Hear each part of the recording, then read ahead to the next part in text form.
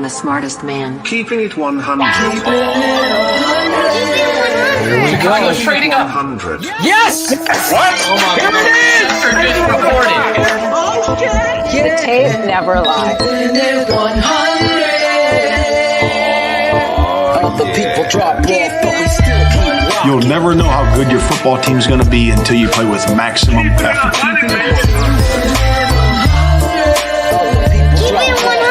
Keeping it 100. Open competition over the North and never give it back. Smartest man. My Chicago Bears select Justin Fields, quarterback, Ohio State. Guess who's back? The two dudes that kept it real. Dynamic duo that you love, the smartest man in Dr. Phil. Breaking down the film, never a problem, kick it straight. Most shows focus on stats, we focus on the tape. We keeping it 100, never running east to west. We coming with that truth, cause that's what our fans expect. Cut off the freaking anchor, forward to be free. But don't you worry, Shayne's got the dumbest tweets. It ain't no secret, Phil and Shayne got some haters. But now they're mouth stuck like the Jew an hour later. Debaters, frauds get kicked like Coach Tabor. Cuts had to be made, we added a barber moderator.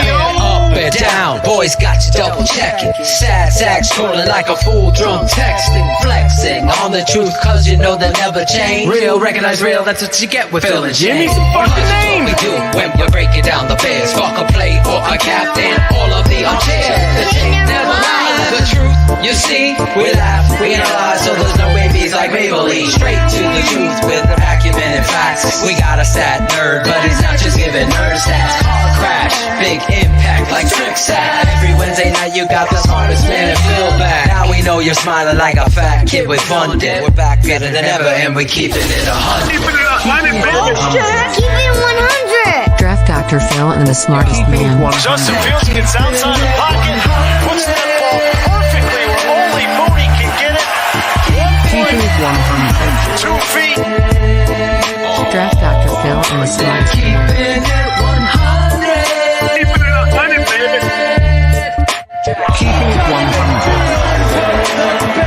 Draft Dr. Phil and the smartest man. Keeping it 100, baby. Keep it 100. Keeping it 100. Birds never lie. Yeah, exactly.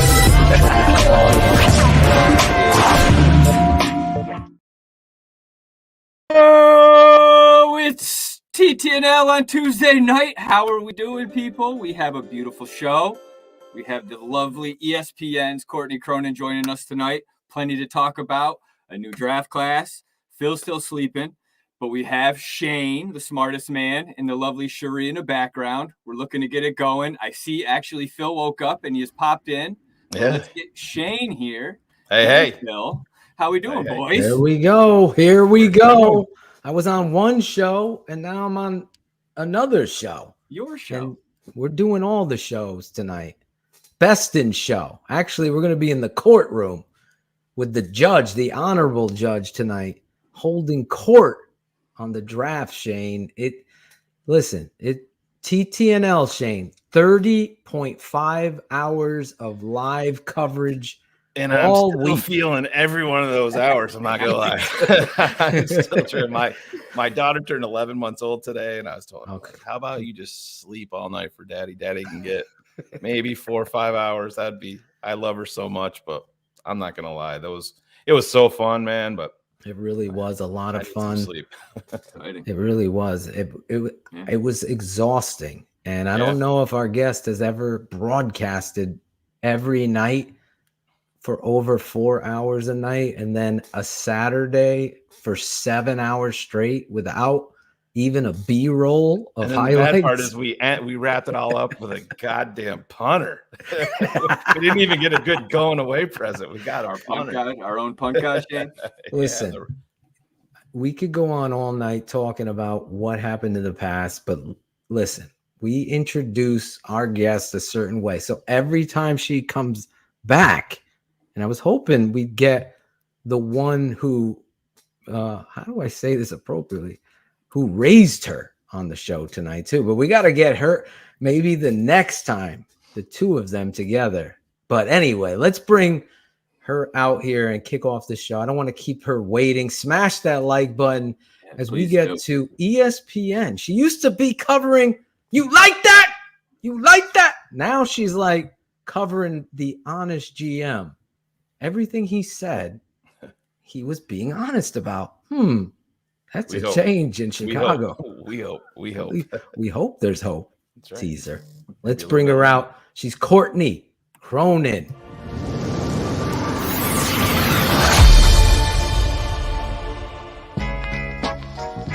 With all the changes the Bears made this offseason, it also includes new beginnings for members of the media. Even though she covered the team in purple that continues to throw gobs of guaranteed money at Kirk Cousins. No, God! But more importantly, Chicago and Chicago Bears fans are excited to welcome her back home where she belongs. Yes, they're big shoes to fill, but she's just the one to fill them, and we couldn't be happier about it. Bears fans, TTNL fans, please stand up and brush off those welcome home mats and help us welcome the new Chicago Bears beat reporter for ESPN and ESPN Radio. She's Courtney Cronin. Go Bears! there she is. Hi guys. Hey. She's back. Have you guys slept? Yes. No. I heard Shayne, you have an 11-month-old. I do. I have an 11-year-old son and an 11-month-old party animal that never sleeps. Yes. Bill can attest. He has heard her on the phone. I'm like, does this girl ever stop crying? They were driving down the South either at Carolina. 0 or 150. There's literally no in between. But she's beautiful and I love her. So maybe by the time she's 10 or 12, she'll sleep. We'll hope. No. Exactly. Close 30.5 hours of draft coverage with you next time. Yeah, I know. She was here for a little bit of it on Saturday, but I had to pay off my 11-year-old son in a grotesque way financially to keep her busy so Daddy could do his thing. But yeah, it's all good though. I gotta shout you out just like Don did, because I was paying attention, obviously, to you covering. You had some great questions, Courtney. Yeah. Stepping up in the pocket. Thanks. And holding the feet to the fire. I like that. I like that we have you on the beat now. Seriously. Thanks. And that's not blowing smoke. So I'm glad you came on. We were trying to fit you in the coverage, and then me and you kind of came up with this kind of plan, and that says a lot about her, guys. So I know some of you that don't follow her, please give her a follow. Her DMs are open, as she said. Don't get any ideas, guys. But she is ready to talk Bears and hear the fans' voice. And that's kind of been what I wanted to talk to you first and foremost about, is what I said in the intro to introing you, is Ryan Poles spoke, and Ryan Poles' actions spoke exactly what he spoke. So your thoughts on that first and foremost. Is this like a rookie mistake in your mind, or is this who this guy is going to be, and that's a great thing moving forward? Yeah, I mean, it helps when you have the benefit of like the leash that he has, right? Because there are a lot of owners who are willing at first to concede to a rebuild. And I feel like Bears fans, at least that I've encountered, are a little cautious about it because the thought is they've heard this before, where it's patience and it's the long timeline and not immediate success, no immediate real tangible results. But I think the thing that you can take away with Ryan Poles is that he's been true to everything he said so far. And whether that actually pans out to what his long-term plan is, what Matt Eberflus's long-term plan is, if they can marry those two things, at least he's been consistent.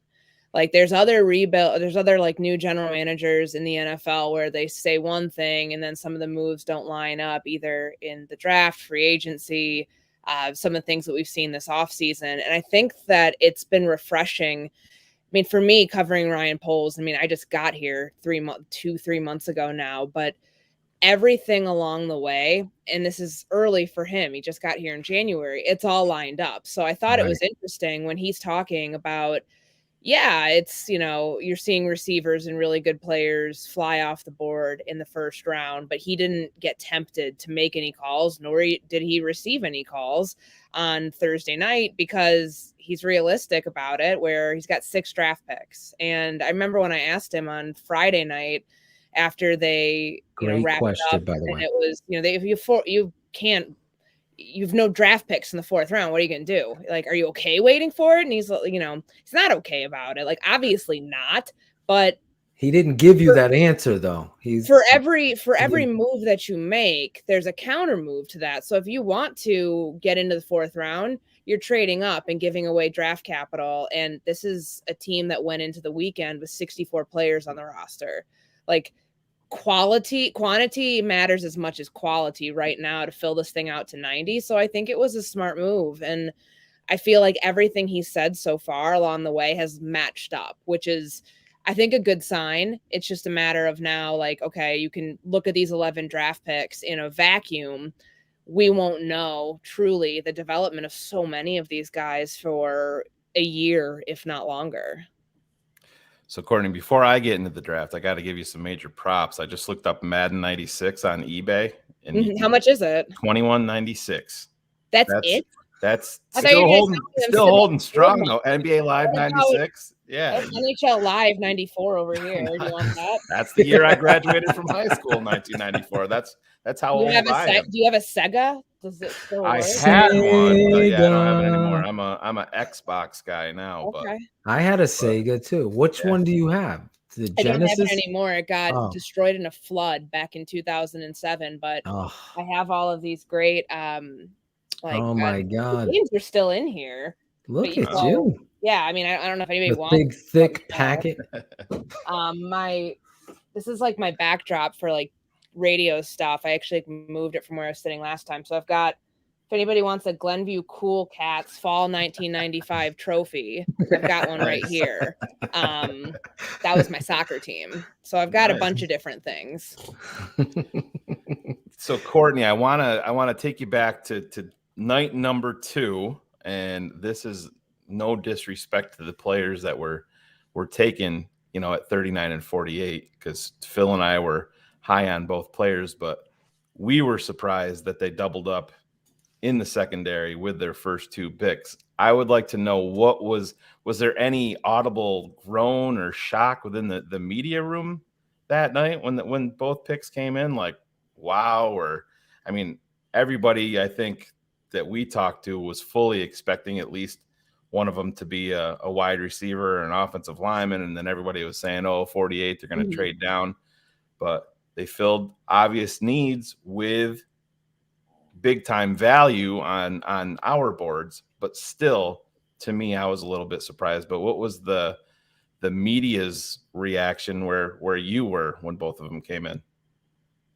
Yeah, I think the thing with Kyler Gordon, and if you guys have seen Warren Sharp's draft chart, like he does the undervalue, overvalue, and that was a great value pick. And what Ryan Poles had said, in all those simulations that they run pre-draft, like doubling down on defense came up a couple times. I'm sure there were other scenarios. Maybe one of them was a wide receiver at 48 or at 39, and depending upon what that order is.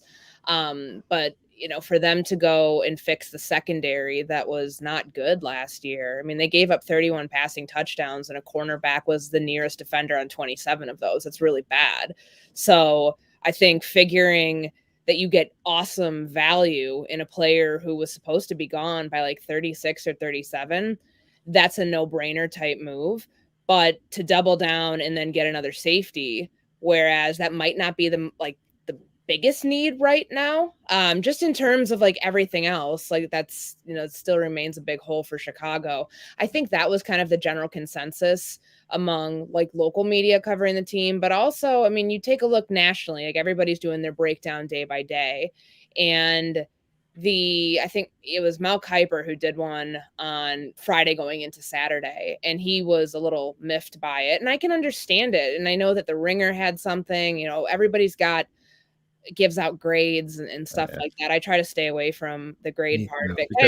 Because you're smart. You're smart. That's why you're on this show. Everything's there's 11 names on a piece of paper. Like, how many of these people are going to make the practice squad? Let's be realistic about it. And I just feel like you can look at upside, you can look at potential, but you can't you can look at a haul, but you can't necessarily say, yeah, all these players are going to pan out. But nonetheless, he was surprised, Mel, that they had an opportunity to at least grab a receiver, because there were several during that like 48th pick that were available. They passed over George Pickens twice to be able to give Justin Fields another weapon. And I can understand the frustration from fans of like that not playing out, and that really only getting addressed once, and waiting till the 71st pick to draft a receiver who, has limited offensive production. But I think you can make the argument that the secondary needed as much of a rebuild as everything around Justin Fields. And if you are staying true to your draft board and staying true to the long-term plan, it's smart to do it this way, because you can fix everything around Justin Fields. Like, you can play devil's advocate on this all you want. If they go all in on Fields and get him a receiver or two, 39, 48, or even take Bernard Raymond, I would say that's an overdraft at 48, but probably later on, you could go all in and have the best offense around him. What's happening if you're giving up 3 or 4 touchdowns a game? Like, it's a balance. Team sport for a reason. So I think that in terms of the draft, for a team that had so many talent deficiencies going into it, you kind of look at this thing as like, all right, where's the dart going to land? And if it lands on something, you're better than where you were. Right. And I think that with the cornerback, that's how they valued it. Like, they valued where the secondary needed to be and the players that were there available to them. So, I mean, I understand the logic behind it. And what Poles said at the end of night 2 was that you just keep chipping away, and this is not a 1-year fix. Like, to hear somebody come out and say that, and you have to say it repeatedly. You have to say it repeatedly, because people forget and people get impatient. That's what this is. This is not a quick fix whatsoever. So, like, be prepared. It's going to take a while, but if you can get these players in now, that's a no-brainer. You don't pass that up. Phil, real quick before you go, she brought up Warren Sharp, and I think I gotta bring in our resident stat nerd here. He is the biggest Warren Sharp groupie. It's true. There is out there. It's true. That's my man. Speak on that real. Nerd alert! There he is. Nerd alert! There he is. Double nerd alert. Yeah. Jeez. But I know, just speak on that a little bit, with Warren Sharp, or just go wherever you want to go there with the draft. No, I love him because it's stats and numbers with kind of analytics and things tied in, right? Like, it's not just a number. So when he's also really snarky, which really hits home with me as well when someone does something stupid. So no, I appreciate the tie-ins to him. It's fun to see him actually kind of get more notoriety these days. Let me go back to what my father said on day 3 when he came on. And my father's a part of the network, Courtney. At some point, you'll get to meet him.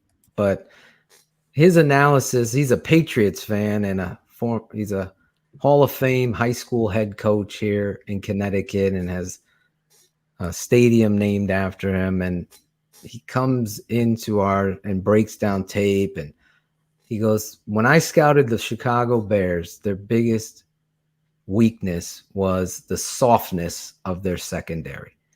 And here's Ryan Poles and Eberflus coming in here to course correct this football team. The point that you just made, I think, is one that Bears fans have to digest. I'm guilty. I have never hidden from this. I was sitting there. Let's get Alec Pierce and help this young Justin Fields out. But the dynamics of Darnell Mooney are being overlooked because they've mentioned him, I think, the most out of any player, including Justin Fields. This whole offseason has been about Darnell Mooney. So when you look at what they did, isn't this the showcase of him matching up the speaking points with the actions and saying, we're going to take best player available? And I love this. I think it might have been you that got him out of it, was him saying, I would be doing this franchise a disservice if I passed on these two players. That's how much they believed in him. Talk about that. Yeah, I think that that's what you have to do, again, when you have as many needs as this team does. And like, think about it. They're still only at, I think, 74 players right now. I mean, that's not even, like, half these rookies are not even under contract yet, but that's just like factoring in the 11-person draft class. You have to get to 90. Like, it's a lot about quantity too, on top of everything else. And, you know, I do believe the smart thing to do for Ryan Poles, because the offensive line hasn't been upgraded all that much. And yeah, we're out at minicamp 2 weeks ago now. You get to see like the Borum and Jenkins switch and them going back to their natural position, or their positions that they played in college. We'll see what that pans out as. You can still sign people in free agency, just because the first wave and the second wave are over and those ended like March, April. That doesn't mean that there aren't still street free agents. And I do believe the smart thing for them to do now, with like 16 million in cap space, you can go sign a veteran receiver. And it doesn't have to be Odell Beckham Jr. You can go get Jarvis Landry or Will Fuller. Like, I mean, there's question marks with a lot of them. I mean, I think if for Will Fuller, it's how much money are you going to spend for someone who can't stay on the field and can't stay healthy. But I think that Bears fans would be happy to see someone like Jarvis Landry in the mix here, proven veteran receiver. Just because the moves didn't happen in the draft doesn't mean that there isn't still time, because there's a long way to go, and even until the start of training camp. And again, 74 players once this draft class is signed. That's what the makeup of the roster is. You know, that's 16 away from 90 last I checked. So I mean, there's still additions from UDFAs, college. College free agents who are here on tryouts, like the whole thing. Like, there's going to be a lot more that they need to do to actually fill out a roster before you can start like trimming down like what the receiver room and other positions look like. Just to add on to that. So one of the key positions at left tackle, do we think like a Dwayne Brown or a Eric Fisher is in play there still, or do we have a sense yet of how they? We mentioned Borum a lot, but do you have a sense of like, is Borum really considered the guy, or is he kind of the best of what's around right now? Right now, it's the best of what's around. And I do think that, it's April, it's May, like it's still so early. And that's the hard thing, because there's 2 more months of OTAs and then mandatory minicamp before they break. And you'd like to have some idea before you hit June, before you hit like that 5-week break, but they're not going to know. I mean, the offensive line is going to be every single training camp preview you read. We'll talk about who's the Bears starting 5 on the offensive line as one of the top storylines. And that's going to continue to be it, because you have the next 5 months basically until the opener to figure it out. And I remember, weeks ago when we were talking with Ryan Poles and Matt Eberflus, and the idea that, it wouldn't be ideal, but like for this thing to potentially go down to the wire, that could be expected, because like there's so much movement and switching guys from right to left tackle, and you have a new starting center. What is your, outside of Cody Whitehair, like what does your interior of the offensive line, Cody Whitehair and Lucas Patrick, like what else does the interior of the offensive line look like? There's still guys on the open market. It's just, I think the impatience comes like, well, when are they going to pull the strings on someone? Because they've had time to do it. And I think also that's probably why Ryan Poles has been so careful to not use that word rebuild, because you want to attract free agents. Exactly. You don't want to, free agents don't, especially guys who right now are older and sitting out there. It might be the last contract that they sign. So you don't they're not going to want to go someplace that, they might not win a lot of games. So you don't want to phrase it as such, but I think with Jenkins, with Borum, and the idea that like, okay, where they've swapped to, like, is that permanent and set in stone? No, it's not, Courtney. I'll answer that for you. Jenkins will be on the left and Borum will be on the right. I'm putting that out there right now. As a good offensive line coach, real quick, I'm sorry, you challenge your players to do things they don't normally do in the spring.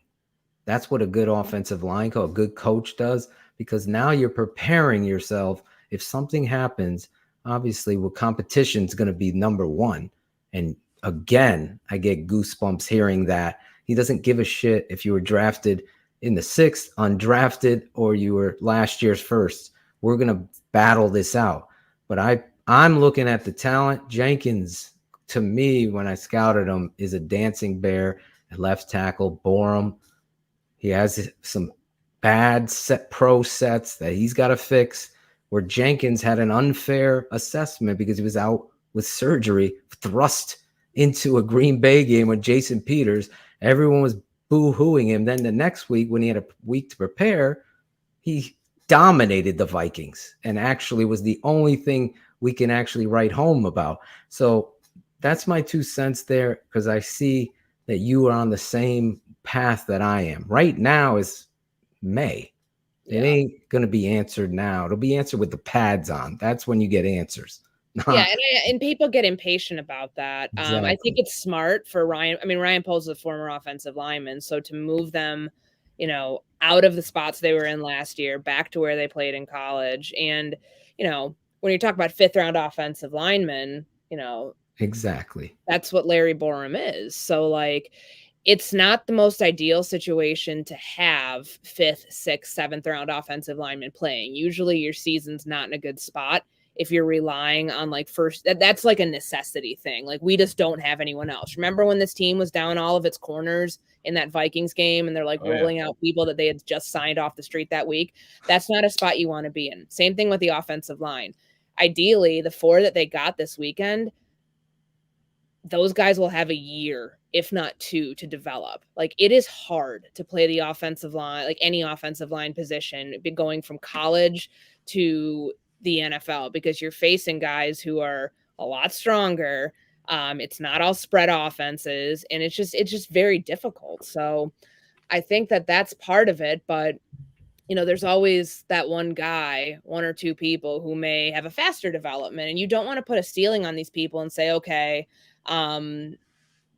this person has to, we project that this person's actually going to start. So like, I find that line of questioning when people ask about, the kid that they got out of Southern Utah, who actually, according to that draft chart we were referencing, went higher than I think most people had expected. That's Braxton Jones. That's the guy they did private workout with last week. Like, to say, okay, is he going to contend for a job? Don't put that on the kid. He's a 5th-round pick for a reason. Like, this is competition. And exactly, like, I think that that's just the realistic way you have to look at it, especially when it comes to the offensive line position. You can get excited that they drafted 4 guys. And I think, again, Pole's staying true to his word. He said last week that when he was asked, like, well, what positions in the draft do you think are deep? And he said offensive line. He was true to his word about that, because he spent 4 picks in the 5th, 6th, and 7th round on it. So that's important now, but like, don't be disappointed if none of these guys pan out in year 1. Like, in scouting, it's a 3-year process. You give yourself a window of, okay, you draft them. You got to give them time to develop. Like, it's like among the hardest positions to play in the NFL. You don't see this immediate jump the way you do, let's say, with like receivers. You have to grow. You have to like change your body. There's all these different things that come with that position specifically. Courtney, this is pretty much a 2-parter. So just bear with me just for a second, because, I fall into this trap, and I think this is something that really everybody has kind of fallen into. I look back at 2015, and everybody thought that the Bears solved their wide receiver 1 issue then for the next 10 years. And we see how that came out. And I think everybody looks and falls in love with the big names and the big flashy plays and just correlates that to mean, all right, the Bears drafted George Pickens at 38. Okay, that's fixed. let's move on to the next thing. And it, we all know it doesn't work that way.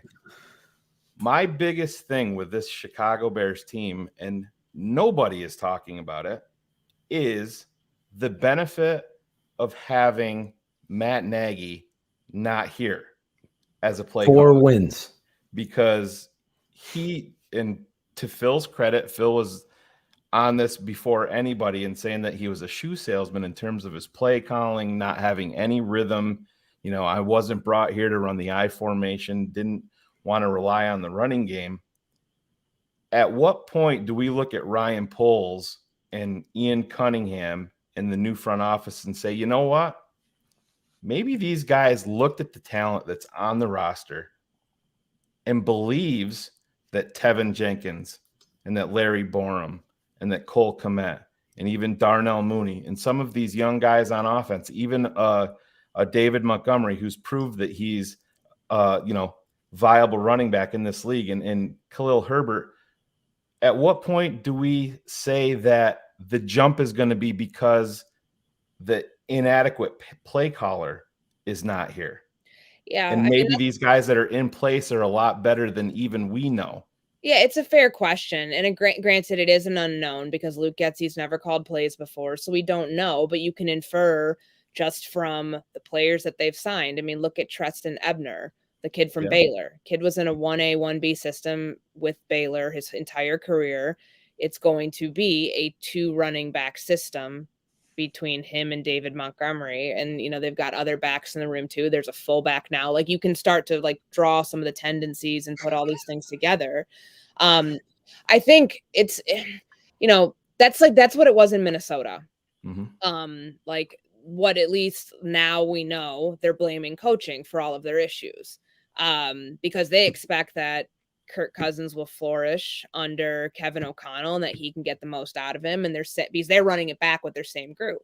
And with the Bears, I think that, there's a lot of things. And even Ryan Poles said it. It was a comment that was made at owners meetings. When he's talking about the biggest thing he saw on tape was the lack of continuity between Justin Fields and his receivers. And it would be either overthrown passes.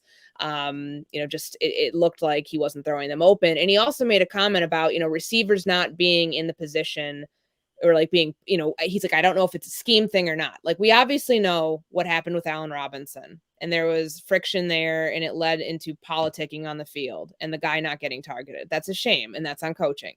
I think the way that, Jakeem Grant, doesn't that feel like that was a wasted opportunity? Someone who's so dynamic as a returner.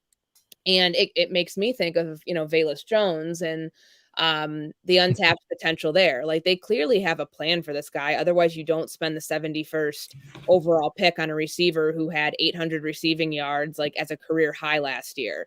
And I know Ryan Poles kept going back to, I'm not trying to say he's like Debo, but I'm not trying to say he's like Tyreek Hill. But I think there's that excitement there of, okay, we see a player that can do a whole lot of things. If he's actually used the way that we think he can be used, it can benefit the offense. Now, obviously, they're saying that, and then there's actually doing it. So, it's April, it's May. You can say it now. Let's see if it actually pans out. But as far as the play calling and that being the detriment last year, I mean, that's a fair assessment. You heard Justin Fields, quarterback coach, go on the score a couple weeks ago and say that he was not thrilled with the first game plan when he was thrown into the mix against Cleveland. I'm sure he probably wasn't thrilled with being sacked 9 times either. So, there's a lot of that, but granted, it doesn't mean that it's all going to be roses with this play caller this year. We just don't know yet. Sure. And so, but if we assume that at least players will be used on a consistent basis the way that they're expected to, then you'd like to think it would be a step up in that direction. David Montgomery. Go ahead, Cars. You had a question, Cars. Well, no, I think that's the statement too. The other indication is what Cordero Patterson did last year in Atlanta, right? Who should have been Jakeem Grant before it was Jakeem Grant. But you mentioned, Ebner, who I think is probably not getting enough looks because of his ability in the wide receiver kind of in the screen game and all those different things. Does it feel more to you like the Bears were focused on lack of a better phrase, like chess pieces, right? Like, yeah, this guy isn't going to go out and do one-on-one, but these are the 3 things that I know this person will do really well. These are the 3 things that I think Ebner will do really well. And so now, because I'm not necessarily going to win one-on-one with talent, now I'm just basically trying to confuse people with looks, feels, and things like that. Yeah, I think it's the more you can do argument, right? And again, Ryan Poles kept going back to with Velus Jones, the stress that puts on a defense when you can line somebody up in the slot, when you can, flank them out wide, potentially as a gadget, on a play where you can put them in the backfield. And I wouldn't be surprised, and this is my speculation, if like someone like Ebner competes for some slot reps. Makes sense. I mean, the guy can catch the ball, and that's utilize your players to like their to their highest level of ability. And that's the thing with Jones and Ebner.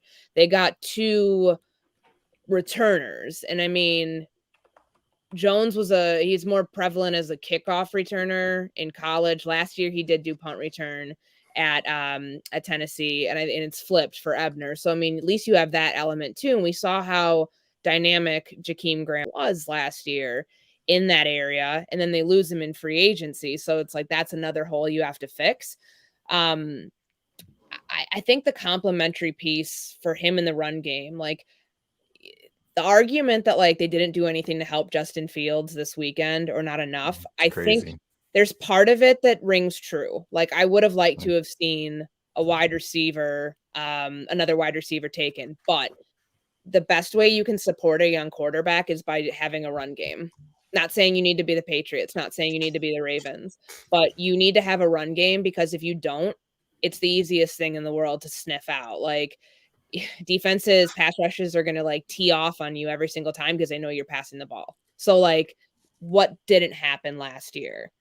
The run game was like non-existent. I know Tariq Cohen had injuries, but like what happened to David Montgomery? Is that his fault or is that Matt Nagy's fault? I think that you can probably put that on coaching and realize, okay, if you're more balanced, and balanced by no means means 50-50. That's not like relevant, and that's not realistic. But balance means that when it's second down, I can't guess what the play is every single time. Exactly. It means that you have some sort of semblance of a guessing game for the defense, which again goes back to what Ryan Poles was saying, of having those types of players where, with Ebner, he's a change of pace back. Where are you lining him up? To have a screen game too, just to be clear about that, like you have to have an offensive line that can block. Screens are hard and they're very quick. Like that's like the nature of a screen pass. Like I have to get the ball out quickly, something Justin Fields has struggled with. So, I mean, there's all these things that tie into it, but I think having the personnel that can actually do those things in place, like you've solved the first problem. Yes. I'm not blowing smoke here, guys, but I think the Chicago Bears fans are going to be better educated with this woman asking questions and having this kind of, what would we call it? Football acumen, because what you're saying right now aligns exactly what it is that this network stands for, and it's the truth. Everything you've spoken, I usually interrupt or interject a lot of these beat guys. I'm like, wait a second. No, that isn't right. We know better than that. You are speaking exactly to the point. And I'll say this, David Montgomery, everybody that is a fan of this network should understand how I feel on the tape about him. Mm-hmm. The lack of a rhythm, the lack of the complete neglect that is abuse in a way to the running back that is this good. And if you get 15 yards, you're coming out of the game and the backup's coming in, or we're doing a bubble screen and you're out of the game. It's 4th and 1, and we have 5'8", 190 or maybe 178, whatever Tariq was running east and west, and not David. That's not going to be here anymore. David Montgomery is a bell cow. He is the guy. He is an elite runner. And I'm just telling you right now, when Courtney says the best thing to help a quarterback is the run game, that is 100% the truth. It's cliche to say a tight end. I always say that. Big tight end helps a young quarterback out. No, the run game. What did the Bears do? They added, 4 offensive linemen, competition to protect your quarterback. That's helping your quarterback. Getting to the run game is helping your quarterback. I just wanted to point that out. I'm so happy that you're in the field now. If we're going to use the baseball terminology, you're in the field. You're not out there warming up the pitch. You're in the field for us. But anyway, I wanted to ask you about a guy I believe. I told Shayne privately, I let you fans down. I just said it on Adam Rank's show. I'll say it on our show because I didn't showcase how much excitement is in my body for this kid from Penn State, Brisker. I have been around the game of football, and I compare this guy. If Brian Urlacher and Mike Brown had a child, that would be Jaquan Brisker. And talk about Brisker and what this secondary, is getting in your eyes, because I am just watching his tape, and that football acumen that Mike Brown had is there. But this kid's a better athlete. He's bigger and he's even more physical. And that kind of stuff has been lacking with Eddie Jackson and company in the back end. And I think that's why they made it a priority, a cultural changing draft pick on Friday night. Yeah. And I mean, I'm not trying to knock Eddie Jackson, but he doesn't really want to play up in the box anymore. And this guy, this is what he did at Penn State. He's very versatile. He can play deep. He can be in the slot. You can put him where you need him to. And what we find out then kind of from their evaluation is that they see him as somebody who's a complementary piece to Eddie Jackson. So what I think that probably means is that you have somebody who has a different skill set, but one that can mesh pretty well with Eddie, and have him start at strong safety, and then Eddie can be, if you want to keep him back, that's fine. And the biggest compliment I think he was paid, Mel Kiper had said this on a conference call to us a month ago, that coaches at Penn State considered him a defensive coordinator on the field. And I think that's a really, when you have a cerebral player, because playing safety is hard. You're literally the last person before the end zone, most times, assuming something doesn't go absolutely batshit crazy. You are the last person, the last line of defense. So to have somebody who knows, as a rookie too, because I think you can go ahead and pencil him in opposite Eddie Jackson. You don't spend a second round pick on a player like that and not expect them to start. But there's a lot to with the physicality. 6'1", 204. He's a big guy. He's thick. And I think that's needed at that position, because that's kind of we don't value the safety in the draft the way that we did before. I mean, it is weird to me this year how all of a sudden that it kind of flipped. I mean, you saw there was, I think, 2 safeties taken in the first round. Hamilton was taken and Lewis Sign. I was kind of surprised by that, because it feels like that's an era of 8-10 years ago. Now, it didn't feel like the most pressing need for Chicago, but they saw that value at 48 and they thought, okay, long term here, this is a prove it year for Eddie Jackson. And I know that Matt Eberflus has reiterated the whole clean slate thing. It's clean slate, but it's also probably last chance too in a lot of respects. He got that contract in 2020, right? It was right after the 2019 year, and he hasn't played up to it. He hasn't had an interception in 2 years, and he knows that. I mean, these players are smart. They're well aware of the expendability of themselves. And I think that it's not putting him on notice by any stretch drafting this player. This is someone drafted to help him. And, we make such a big deal, and rightfully so, about Justin Fields and the development of a quarterback. But you also have a head coach who was part of a defense that was predicated on turnovers. The Bears were -13 in turnover differential last year. That was second to last in the NFL. It was awful. Only Jacksonville was worse at -20, which is egregious. But if you want to turn the ball over, you have to have guys on the back end of the defense that have the likelihood of like picking off quarterbacks or defending wide receivers, covering tight ends over the middle of the field. And I think that that's a big thing too. When you start to see tight end usage, and I mean, it's not going anywhere. Like Travis Kelce's obviously like the pinnacle. Rob Gronkowski is, but like that tight end usage, how do you cover those guys? How do you cover guys in the slot? You have to have a big physical guy who can run with him, but can also put him in keep him in check.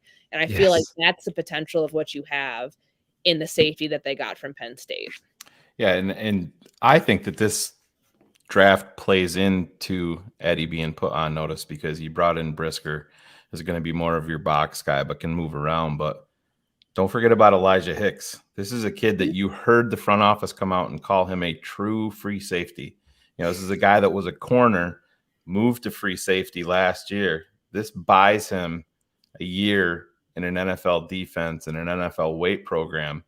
And I said, what stood out to me was Hicks' passion, his excitement, his exuberance. And that is a big part of playing in the NFL. He set the tone from day one that none of this is too big for him. I mean, him doing his push-ups and doing all of that stuff. It's that I'm not saying that that's going to make him an NFL football player, but that passion that kid brought right there is exactly what lacks on this roster on both sides of the ball. And that, to me, that matters. And I don't want to turn this into Mitch Trubisky, but that, to me, whenever I saw, that was one of my biggest faults with Mitch is when you brought him in here and he was in the huddle and he was talking to the players. None of it was believable. It always seemed way too big for Mitch. Phil and I have a picture or a video of James Daniels. It was James Daniels, and who was the other one, Phil? The kid that signed with Vegas. Bilal Nichols. Bilal Nichols. Mitch is breaking down the team, and these guys are looking at him and rolling their eyes like, this is awkward. That doesn't work in the NFL. And I see Hicks. I think he is going to be one of the unsung draft picks that maybe isn't going to make an impact initially, but he's going to get a shot if somebody gets injured. He's going to come in. He's going to make plays on special teams all year long. And I think the Mickey Mantle of this draft. He is the kid that's going to put Eddie Jackson completely on Front Street. And I think Poles and Eberflus were playing their game by calling him a true free safety to let Eddie know it's time, put up or shut up time. Yeah, and I mean, it's a 7th round pick. So like how high can we really get on a guy like that just yet? It's a flyer though. And the team had to take a ton of flyers on players, again, just to fill out the roster because there's so many needs. But the thing with Hicks, he didn't get the combine invite because he was injured. And like sometimes I think there's a little bit of caution when you see someone make the switch from corner to safety. A lot of times, like players in the NFL typically do that past 30 when like they're slowing down a little bit. It's like a lack of athleticism things. So, like I asked him about that because his teammate Cam Bynum, who he actually coincidentally was like celebrating draft day with, like he was with the Vikings and he still is with the Vikings. I no longer cover them, but I remember they drafted him last year and it was the same switch. He was drafted technically as a cornerback, but everybody knew he was going to be a safety. And he even like talked to us about it. And so I asked him, is that like something like scheme wise that you guys do like in Cal's defense? Because this guy, Hicks that you bring up, like he had a really good season last year. Like in 12 games, he had 72 tackles, 3 interceptions, 4 forced fumbles. Like that's absurd. And that's because of what he credits to the position switch. Now the position switch happened at whatever their last bowl game was. They had some injuries at safety. So I guess his coaches said like, hey, can you play the position? Are you willing to learn it? So, I mean, for somebody to like latch on to that, that's a good sign. Don't you want coachable players? Like, I mean, some of the most important things are like the fundamentals of like what it means to be a football player, what it means to be an athlete. Are you coachable? Like, can you take direction? Can you do what coaches are asking you to do? And it sounds like this kid very clearly can. But as far as like they drafted 3 defensive backs for a reason. They want to be able to force turnovers. They want to be able to fix the pass defense. And they want to do that in a number of different ways. And that doesn't just mean that it comes with like your second round picks. I mean, obviously those are the guys who project to start early, have the higher upside, but like higher ceiling could potentially be the 7th round pick that's relatively unknown in terms of like the NFL expectations. I don't know why we can't get giddy about 7th round picks. I've already put Trenton Gill into the Hall of Fame as a punter, so you know that alone is gonna. You didn't like Javon Wims? That's true. He was. I covered Javon Wims when he was in junior college. Yeah, did you? College in Mississippi. Mm-hmm. Did he drop the ball there too? No, he did not punch somebody in the helmet either. So. Yes.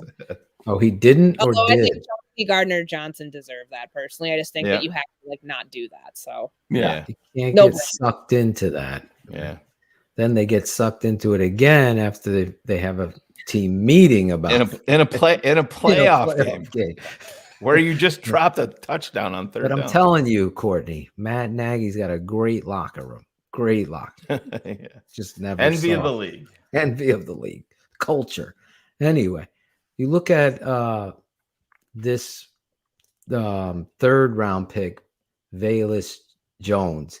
Now, I think the majority of Adam Rank show, we were talking about this young man. And I just want to say this and ask you it in the manner. On top of Velus Jones, I want you to speak on Velus because you did mention him a little bit, and I'm right step for step with you. I'll just say I've scouted a lot of receivers. You know, this kid, his age, there's bias. Let's just be honest. And then there's a 4-3-1, but he plays an aggressive style, a physical style of football running that speed. But there's one thing that Ryan Poles said to you, and he's like, wait till you meet this guy. Are you seeing that pattern with all of these picks being this, from what I'm seeing in listening to their interviews with you guys over the Zoom or whatever? They all seem to love the game of football and have this personality plus. Talk about that for a second. Yeah, I think that, that's what, the age thing, I'll get to that in a minute with Velus Jones, because I think that it does matter to a degree, but sure it does. There's a reason with him. I think that they might be able to get past that. As far as the character guys, this to me rang true, not just for what Ryan Poles has talked about with wanting to build a locker room, right? You have to get guys in that can buy in and all be on the same page. The most successful franchises are ones that have everybody moving in the same direction. It's a 53 piece orchestra. Everybody's playing a different note at the same time. And it all sounds as one sound at the end, if it's good. And that includes the front office, that includes the coaching staff. So it wasn't just getting the players in that they believe will follow that. And obviously we'll see if that stuff pans out, because there are a lot of, there's a lot of good character guys in the draft that end up not being great fits in the NFL. With the Bears, they didn't draft anybody who had the quote unquote red flags, character concerns. And honestly, I think some of that stuff, it does annoy me when media members, especially those we even heard until these guys were drafted, most of these prospects, especially the day 3 guys, we didn't hear about until 72 hours before. Let's keep it a buck, because that's just I hate when people try to man, that guy's just a real character concern. Unless honestly you have allegations against you, or there's been charges, things like that. I just feel some of that stuff is overblown, because we don't know truly. The area scouts are the ones who know. You know why? Because they spend 200 days a year on the road, living in hotels, building sources at these schools with these kids' networks to find out, okay, is this person worth the investment? Because that's the thing. You're giving people, you're investing in the future and financially with these players. So the guys that they want to bring in, they want to make sure not just going to help the locker room, the investment that they're making there. I mean, you're making a massive financial commitment potentially to, and yeah, I know, rookie contracts for 5th round guys, who cares, right? Because it's not Right. guaranteeing them millions and millions of dollars, but even still, it's principle. So there's that part of it. But I also think Poles tried to empower his scouts. And yes, I know Monday happens in the scouting world. It's a dark day across the league because a lot of people do lose their jobs because this is what happens. New general managers come in and they already have their people in mind for who's going to be in those jobs. Like I have a lot of friends around the league right now who are in scouting who know they're going to be out of a job or like put in tough positions. It sucks. It's one of the worst days I think in the NFL because you get over the excitement of the draft. And if you're a scout who's either your contract's running out or you're not sure you're going to be retained, it's a really tough day. But like throughout the draft, Ryan Poles, I mean, the story he told us of day 3, he said for every scout to go up to the board with a piece of paper and write down their 3 guys that they were like truly convinced. Awesome. Like to hear someone say that, I think really means something because there are a lot of general managers who want to not necessarily just like take the credit because they know that this is not a one-person show. Like you can't see every single player on your own. Like they know their scouts matter, but like the ones who are like giving them that opportunity and empowering them, I think that really means a lot.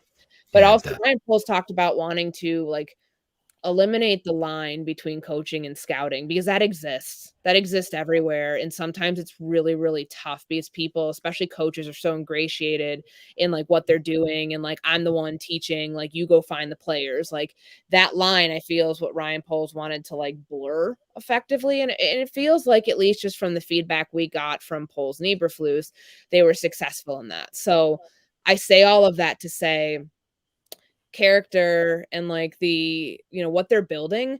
Like if you want to truly do this thing right, and I know it's so slow and so deliberate, you have to find the right fits. You're not going to bring an asshole into the locker room who's going to like screw up your culture. I'm sorry. Exactly. It's just like you don't want to do that because she's in the family, Shayne. And you can really mess up what you have going. And you have to realize too, there are a bunch of veterans on this team right now who aren't sure about how to feel because they just saw their entire roster and all of their teammates from 2018 get annihilated by free agency. So like they're probably standing there thinking, okay, well, how am I going to fit into this mix too? So there's all that. Okay, so like back to Velus Jones and the age thing. So he's 25, and I know that that's the product of playing at 2 schools. He wasn't getting playing time at USC. That's why he left. And I just have a little bit of an issue with that. It's not just like, oh, well, no one found him. Like if you're good enough, you're going to play. So clearly there was something there. There's something in the skill set that either needs to be refined, retooled, or developed in a way that wasn't happening for him at college. Because you don't fall down the depth chart and then transfer out, and then it takes you till year 6 to put it together. Like that's a slow learning curve. And you're 25 years old, which is not a bad thing.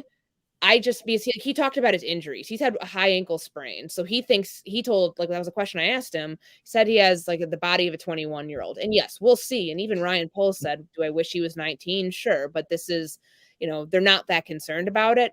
My concern would be like, you're 25, you're halfway to 30. Like the average span for NFL players is 2.5 years. Most guys come in as rookies around 23, and majority of the league, they're out by 26. What habits did you build up through however young you started playing football till 25 that are going to have to be broken? Because it's a lot different being a 25-year-old rookie than it is being a raw product at 21, 22 years old, where you're still a baby effectively. You're still learning how to walk. At 25, you're a grown-ass man. So like, how do you break some of those habits? That's the only thing I would worry about, just from like and maybe they see something there where they're like, we don't have to refine that much. Honestly, they're tantalized by speed. 4.3 speed is why that guy is considered an X in some respects, because you're going to blow by whoever the corner is outside. Doesn't matter that he's 5'11". That's what they see. So we'll see. Also, the quarterback at Tennessee, the quarterback at Tennessee who transferred from Michigan also had some accuracy issues that you have to put into your scouting of him. And this kid takes a short bubble and attacks the line of scrimmage, like you were talking about Jakeem Grant, who had this ability to attack the line, but he was a tiny guy. This kid's 6 foot, 208 pounds, and he is not afraid of contact. That his father taught him. I thought this was a great line. Don't let the first guy tackle you ever. And it shows up on tape. So I'm of the belief, fuck the age. If he is a 25-year-old rookie that needed that extra maturity, then I'm looking at his tape and I'm saying, wow, this kid has a lot to offer. And the draft is a crapshoot. So to Courtney's credit, who is blowing up in the chat room how everybody loves you, to his credit, 4-3-1, and the pattern that Poles and Eberflus were, Shayne and I were documented because Matt Carstensen, our Bears nerd, he was at a daddy-daughter dance. He wasn't able to join us, but he would be saying the same thing with these RAS scores, these athletic charts showing you. They're using them. They're using them. That. Yeah. Every guy was, what's his RAS score? Here we go, 9.85. Here we go, 9.34. It kept going, and you're seeing that they're looking at both sides of the spectrum here. Immense athlete, tape, personality. Immense athlete, tape, personality. These aren't big swings at a great one-year athlete.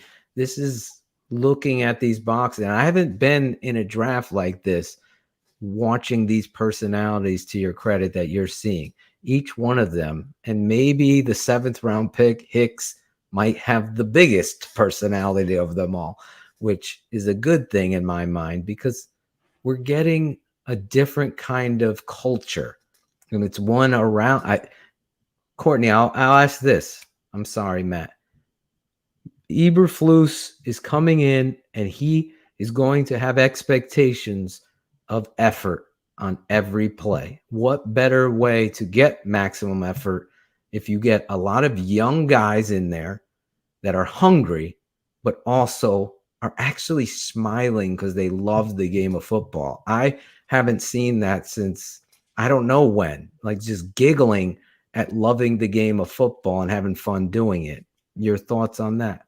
Yeah, I mean, younger players too don't know what they don't know. Like, it's harder, I think, for older players who have been through the ups and downs of a roller coaster, what, has been this team for a long time, especially the guys that were, around since 2018.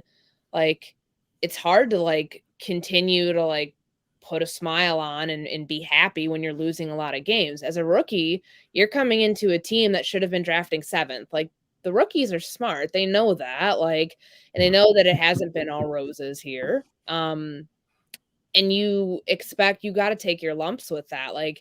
Because oftentimes if you're going to a team that's drafting 30, 31, 32 as a rookie, you're probably not playing all that much, because that's a team that clearly just came out of a deep run in the playoffs, either that, for the teams that didn't trade to get to those spots. And that's, the expectations are different. So, when Matt Eberflus talks about the hits principles, and, I know sometimes it rings a little hollow, because you can say all of the right things from the time you're hired until September, but if it doesn't start panning out on the field, then people are going to be questioning that.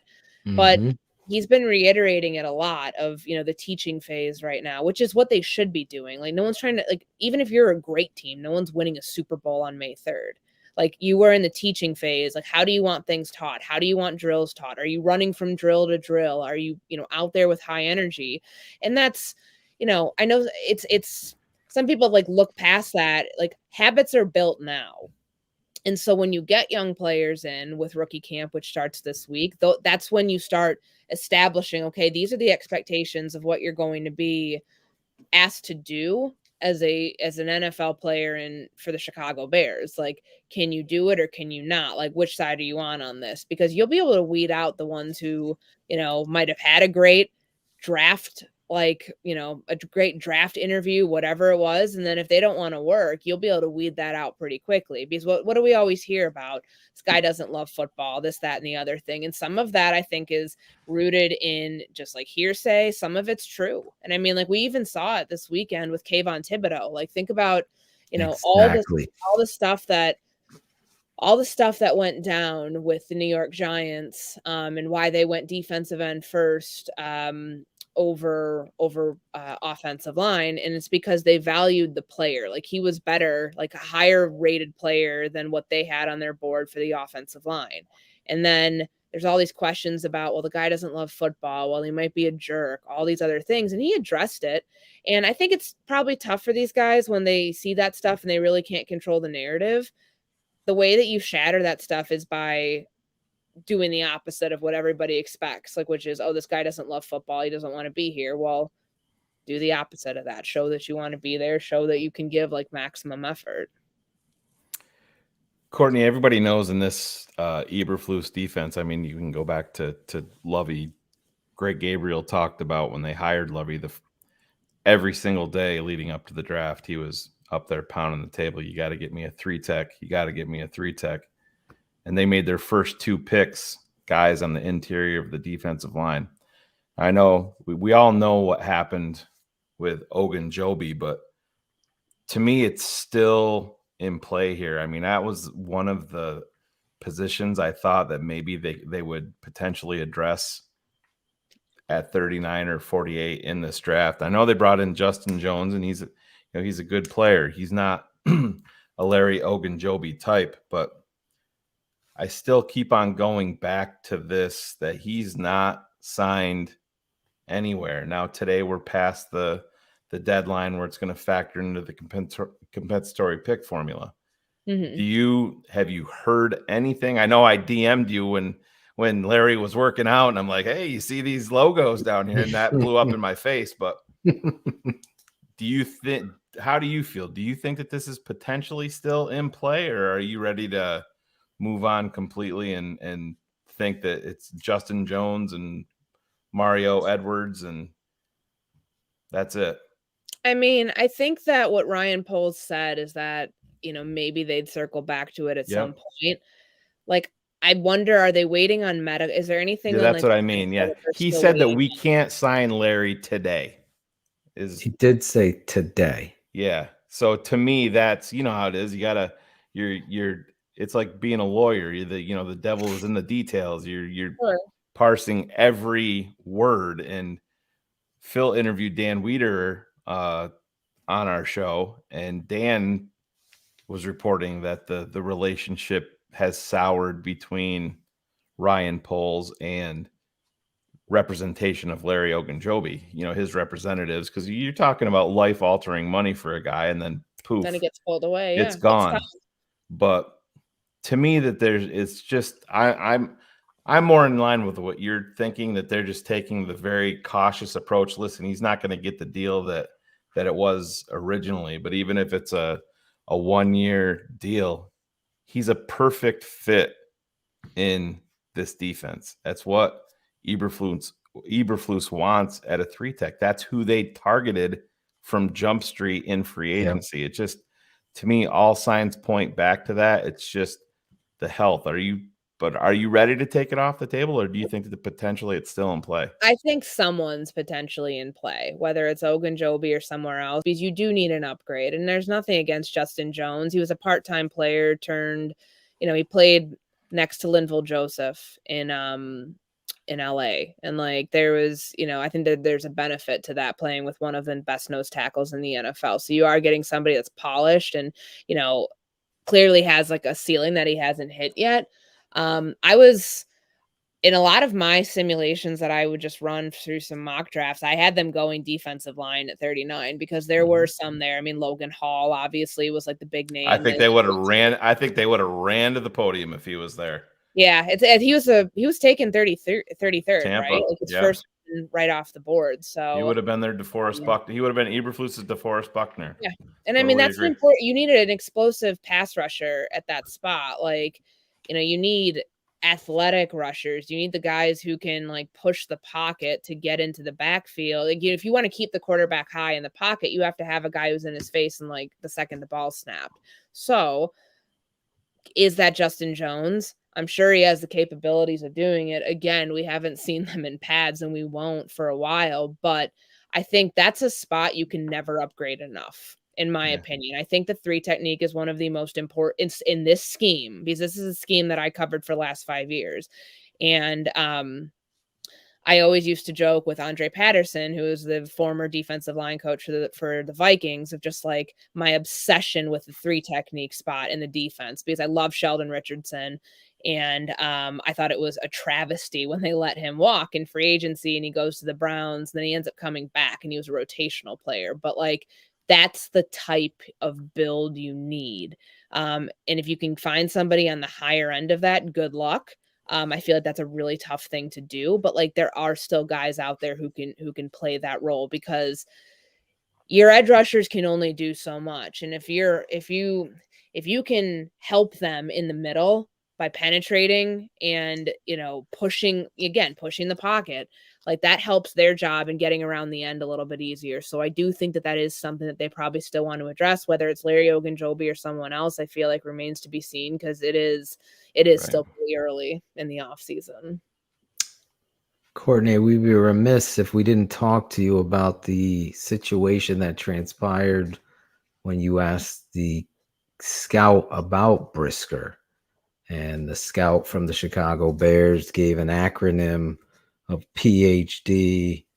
I forget what it means, but poor, hungry, and desperate. Poor, hungry, and desperate. Were you caught off guard by this commentary? Is it fireable in your mind, or is this just par for the course that they were moving on from this scout who I can't remember his name? Prescott. Again, thank you, Prescott. Were you taken aback personally by it? I know this is the show Keeping It 100, so we got to keep it 100 with this. It's gotten a lot of play here. It has. And like, I'll say this about that. And it wasn't my question. It was actually Dan Weeder had asked a question about their interactions, like what stood out to you from spending time with him, because he spent time with him. He'd scouted Penn State for a long time.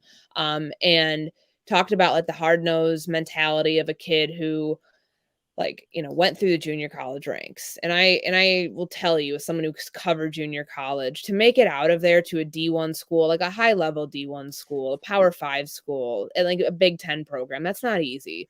So like, I think you can understand if you're just looking at this from like, what he was trying to relay, that this is somebody who overcame adversity and did it in a way that most people would not be able to be able to go from like JUCO all the way to like a 2nd round pick in the NFL.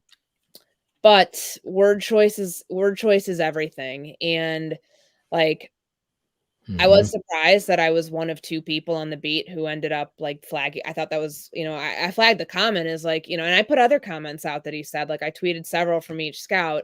I'm not sure why other people didn't. And it was tweeted without bias. It was just, this is what he said about Jaquan Brisker. And, I think that there's a lesson to be learned in all of this. And that's probably where I'll leave it at. Like, what's said in the public, this wasn't an off the record comment. It was said to a room of 20 something reporters.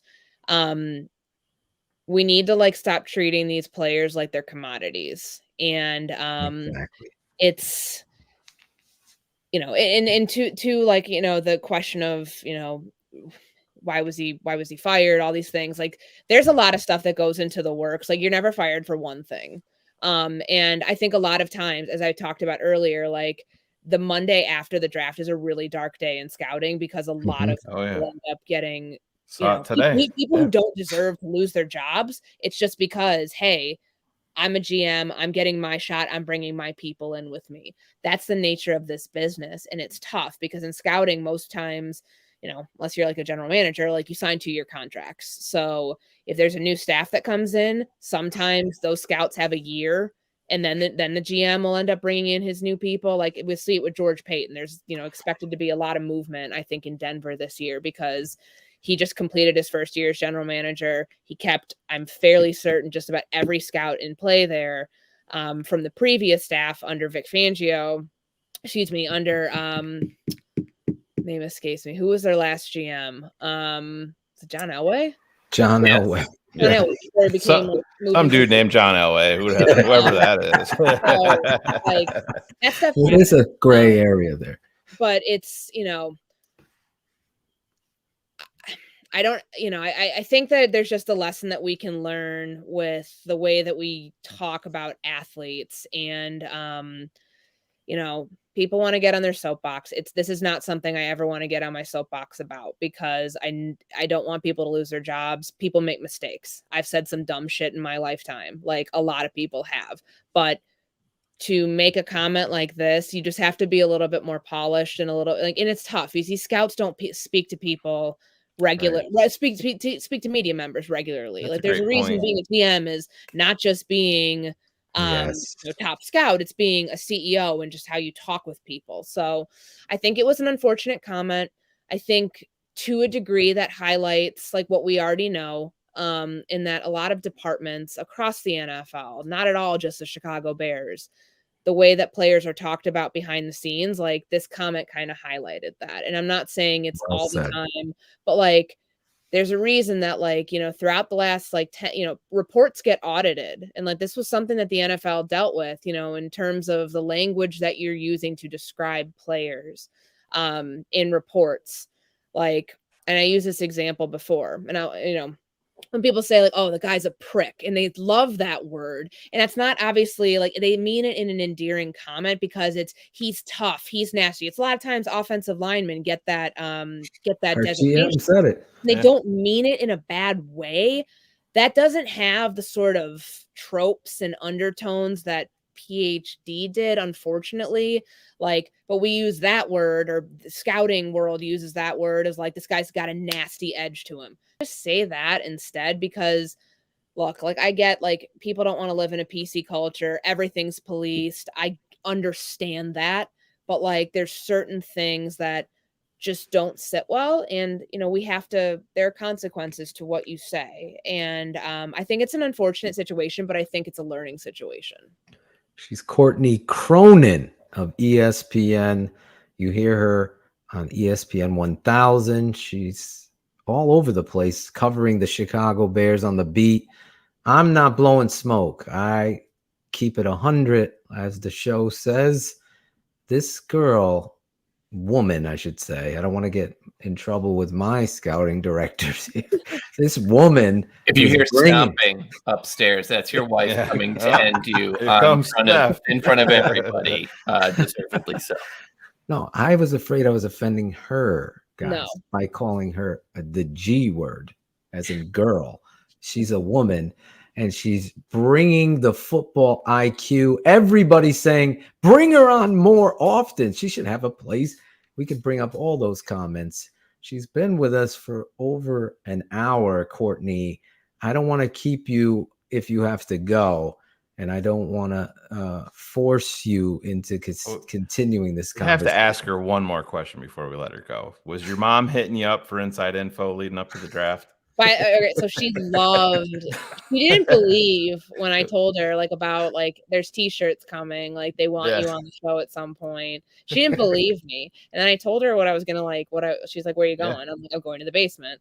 And which, by the way, like I will soon be I'm very excited. Like I close on my condo tomorrow. It's a big nice. Congratulations. I know what it's about. Real adult life purchase. And so I know that she'll be sad not to have me under her roof for much longer. But she loved the t-shirt. So this is my way of saying thank you for her. She was very excited about that. But yeah, I was talking with her throughout, like, just keeping her up to date. Like, yeah, like it's gonna be a long night. I won't be home till late on Friday and Saturday, and she still got her WBBM every single morning. Let's say that going on. I'm like, yeah, I know, I'm well aware of that. I was there. So it was so funny on Friday night. I'm hitting refresh, and your mom popped into my head. I'm like, I bet you Courtney's mom's like blowing up her phone, like, who's it gonna be? Who's the pick? It's so funny. That's great, though. I'm glad you like the shirt.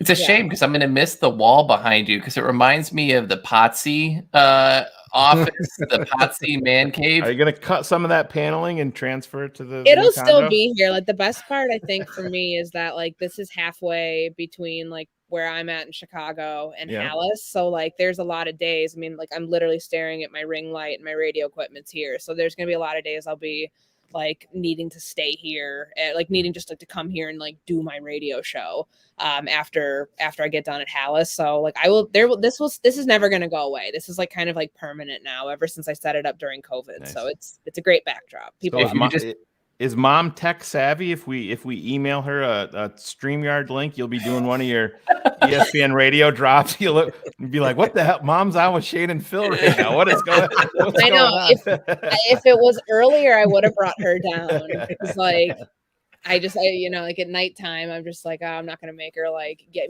essentially like, I gotta put my makeup on, I gotta do this, I gotta do that. I'm like, okay, like I just next time there's a daytime show. Next time you guys go on for 30.5 hours in the middle of the day, and she can join. To be fair, we went 30.5 hours throughout the week. It was 7 hours. That's still a really long time. Like the longest show I've ever done straight was like 6.5 hours because we had like a rain out for Sunday Night Baseball last year, and it was a long show. But that's not easy. So you guys should be proud of that. That's a Tuesday. That's a Tuesday with random weird Wednesday night. And keeping it 100. I was to the point where I was loading up videos of players with the wrong names. I hit that 7 hour mark, and I did that on day 2. Like I think I called Braxton Jones. Someone yelled at me about it. No, it might have been it's day 3. With Braxton Jones and Dominique Robinson. I call him Braxton Robinson, and someone like cussed me out on Twitter about it. I was like, man, sorry guys. Like, I mean, this is a long day. God forbid. I don't know. Twitter's usually I was like way behind the 8 ball, like early on that morning. If I'm swapping last names. So now, are you gonna have? You mentioned, are you gonna have your own show on ESPN 1000? I'm doing a lot with them during the week. So like if you're listening into like Cap and J Hood, Waddle and Sylvie, I'll have like weekly, like pretty regular segments. So I'm excited about that because I feel like there's, the guys in the network have been absolutely incredible. And obviously the women on the network, Peggy and Dion, like, I mean, it's like starstruck. Like I literally grew up watching both of them on TV. Like not grew up because I don't want to make them sound, I don't want to like age them because it make them, my mom would kill me if I made a comment like that. But like, no, I mean like they're rock stars. Like Dion's a huge friend of this show. He's amazing. We haven't had Peggy on together. Dion's been great. Yeah. I mean, they make such a great addition to the content team at like ESPN 1000. Like their show on Saturday is awesome. It's conversational, and I really love being a part of that. Like local radio is like always been a big thing for me, so I'm a big fan of like getting to actually do that. Well, we're happy, and I mean this, that you're a part of this beat. You bring a different, I'm glad we're getting the personality, your humor out of you. I could see the personality, and unfortunately a lot of people are falling in love with you in the chat. So people in the chat were great. They're like, Shayne and Phil are having an effect on her. She's starting to swear now. We love it. Swear. Exactly. Listen, David Kaplan, who is a huge supporter of us and this network and one of the most classy guys, he is championing you as well. So listen, you're a part of this. So anytime you want to come on, I'm going to pester you to come back because all of the fans have spoken, and I can't thank you enough for giving us this time tonight here on Keeping It 100, a special Tuesday night with Courtney Cronin. She was holding court on the draft. Thank you so much. I'm sorry you went longer. I didn't even know if there was a time constraint. You were just flowing out there. I loved it. Yeah, no, I had a great time. I'm excited to come back whenever you guys need me. I'd love to. Awesome. Thank you, Courtney. Thank you so much. And you have a great night. Tell your mom all the best. And I will. She'll be so excited to hear the recap tomorrow morning. Is she on Twitter?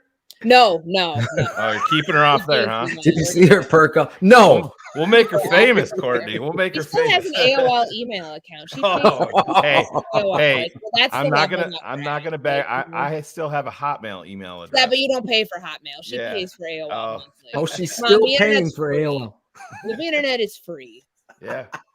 Oh, remember we used to pay There's for probably internet. one. There's probably an AOL coupon in that Madden '96 back there. Yeah. you check your mail. You may get one of the CDs to get I a know, few extra like, minutes. Like AOL 7.0. Yeah, right. You've got mail. Follow her on Instagram and Twitter. Let her know you saw her here. She's tremendous. And her and Dion could rock the Keep It at 100 tees together. We need a picture of that. That would be dope. I'll tell her, and she and I will have to make it happen. Yes. All right, Courtney. Thank you so much. Thank you. Have a good night. Have a great night. Courtney. Courtney Cronin Cars. Home run. Follow her right there. Good job, Jackal. And Cherie producing in the background. Could have showed her our hoodies. Smoke weed every day.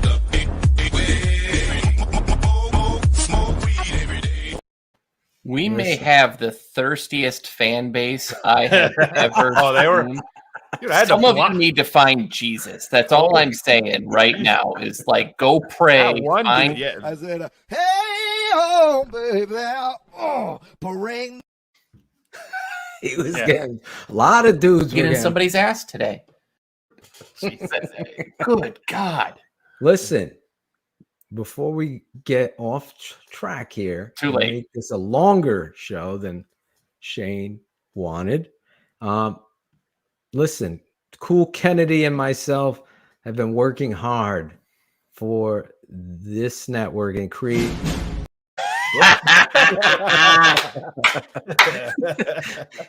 What an asshole. That is just an asshole. Cherie's got Kennedy. the timing of a And legend. Cherie, you nailed that one. I am so proud of you. If you cut that part back, you'll see Carstensen have the biggest laugh of the night in that moment.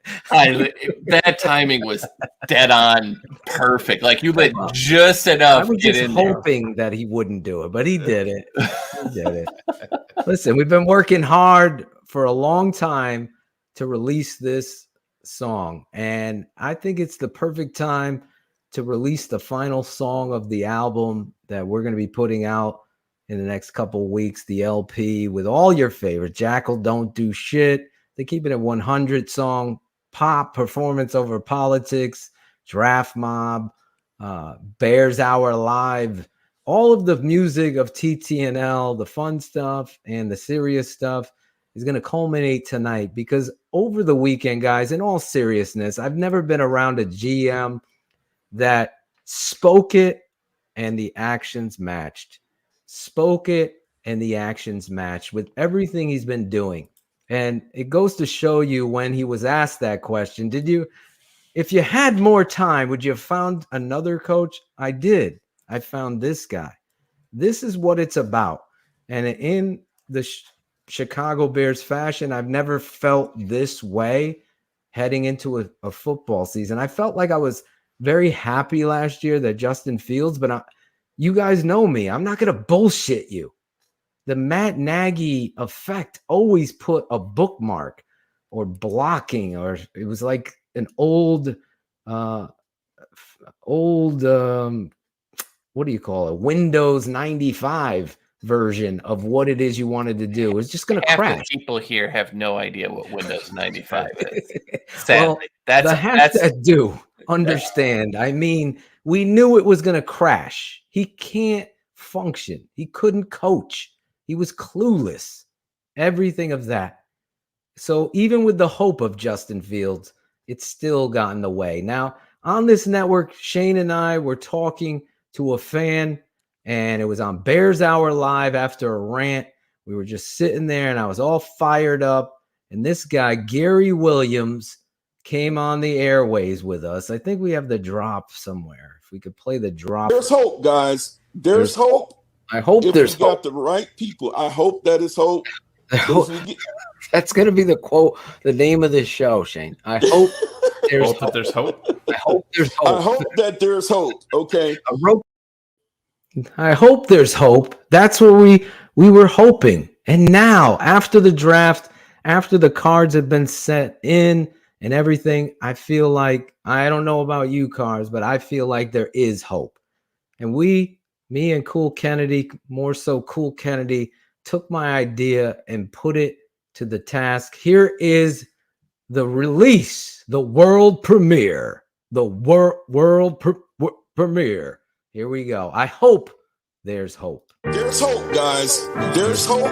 I hope If there's you got hope. the right people. I hope that it's hope. That's going to be the quote, the name of this show, Shayne. I hope there's hope. There's hope. I hope there's I hope. hope that there's hope. Okay.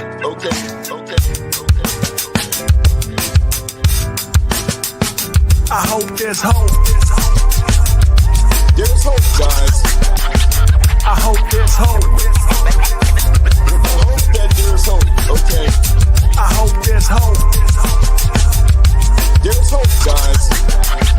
I hope that there's hope. I hope that there's hope. Okay. I hope there's hope. We gotta take the North back. I'm sick of night terrors. It's a new era. Hope I see it on my tarot. But on a lighter note, patch the boat and set sails with a pint of ale. Accountability is on the field. The offense gotta revolve around Jay Fields like a 38 special. If blog boys don't even know Montgomery is special. Pose handed the torch to Eberflus. Now he got the juice. Like we gotta run the ball. Number 32. No OJ. Montgomery's the Harvey Plaza gang could clear the way. At all costs, gotta win. Kicks hit, got that 94 sound like Rob Quinn. Pose beefing up the old line. No more looking back to the old times. Hope is close when the sun shines. I hope there's hope. There's hope, guys. They should have hope. I hope that there's hope. Have hope. They should have hope. There's hope, guys. I There's hope hope. there's hope. There's hope, guys. I hope that there's hope. I hope that there's hope. Okay. Hey yo, I get all we got is some clippers with some names. Gonna get real truth when the Bears play the game. The tape never lies, so many skeptics we don't change. Maybe a rant from your boy or some facts made by James. We moving on, we never got getting hope from a pole. Not a twerk dance, a trip, but this GM wants to know. Bears need accountability, a real head coach. Enter Mr. Eberflus, who don't accept the loaf. That's dope, no smoke. Skywalker, new hope. Jedi mind tricks, just a fan at the airport. Picking up the fucking pieces, put together the foundation. Justin Fields under center, audible way collaboration. Mooney with the catch, Quinn stripping sacks. Monty in the backfield, the identity's back. Sugar sweet, missing tackles, Bojack Low. A Bears new culture, I hope there's hope. There's hope, guys. I hope that there's hope. I hope that there's hope. Okay. I hope there's hope. They should have hope. There's hope, guys. I hope that there's hope. I hope that there's hope. Okay. Yeah, competition. You come and compete. Everyone. There's no bias. There's no nothing. We're just gonna make sure that the best players are on the field, and that should mean a lot. There's hope, guys. There's hope. There it is. There's hope. And that joke flew under the radar. Terrible timing on a joke. There's hope on a release for the new album. The final track on the album will set the tone as we move forward. I hope there's hope. Inspired by one of you, the fans. We always include the fans. That's the truth. That's what's up here at TTNL. I hope you guys all enjoy it and enjoy the song. And as Brian Perez said last week, there's a lot it takes to go into editing and putting this stuff together. A lot of hard work. So I take a lot of pride in being original content, not some phony ass fucking imitators and manipulators. I think right there is Cool Kennedy right there, the man right there. I hope there's hope. I think that is this network in a nutshell. And I don't think we could have captured it any better with the fan who stated it, as well as this network embracing you fans and all of us here together in a dope beat with all of us, together. I think it's a testament to what it is that we do here. I hope there's hope. Great job, Cool Kennedy. We fucking kill. Obviously, we'll be playing it. Thank you, James and Shy Native 72, all of you guys. I hope you understand that there is hope, but there's also a lot of work that Cool Kennedy and myself, me doing the video side of that, and him doing the musical side, coming up with the beat, and it's just, I don't know. I could be a proud father when it comes to these tracks that we put on the network, from the Keepin' It 100 song to Chris Zorich's Open on Super 16 Poll Show. And of course, we'll be writing a song for Keys. And Jackle. Cars is going to rap on it. He told me he's willing to do it. He's got to do at least 6 bars. Because everybody, when they want to hear rap, they want to hear someone with a higher pitched voice than Urkel really bringing the lyrics. That's what I hear all the time. So I'm gangsters. What's up, guys? I wish. Hey, this is what we do here. We will find a way for you, Cars, to be on this track. Obviously, let me just play this to get us back into the football talk. That was our new and last song for the album, I Hope There's Hope, by Cool Kennedy. Speaking of new videos, let's take a look at this by our new producer, AB, capturing the first 3 picks of the draft.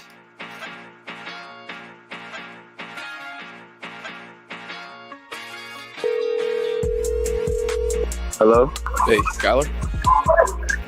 What's up? Hey, it's Ryan Poles from the Chicago Bears. How you doing? I'm doing good. How you doing? I'm doing great, man. Just calling to ask you a question. I want to know if you want to be a Chicago Bear. I would love to. That's awesome, man. Most definitely. Good. We're excited, and we're trying to build something special here, and we think you can help us get that done. Most definitely. I would love to get the job done. Got to. I was a little surprised, but when I got the call, honestly, I just thought, I heard the name Chicago, and I'm thinking of all the people that I met on the visit, and just knowing the good people that are there, and I'm just thankful I'm gonna be in a good environment, and that the relationships I'm about to build with these people are gonna be amazing. That was a guy, when I told everyone we ran those simulations, that was a guy that popped up a few times, and we kind of laughed it off, and it was like, there's no way. And there's actually one time we ran it through, he was there, and we just said, just ignore him. Just act like it's not there.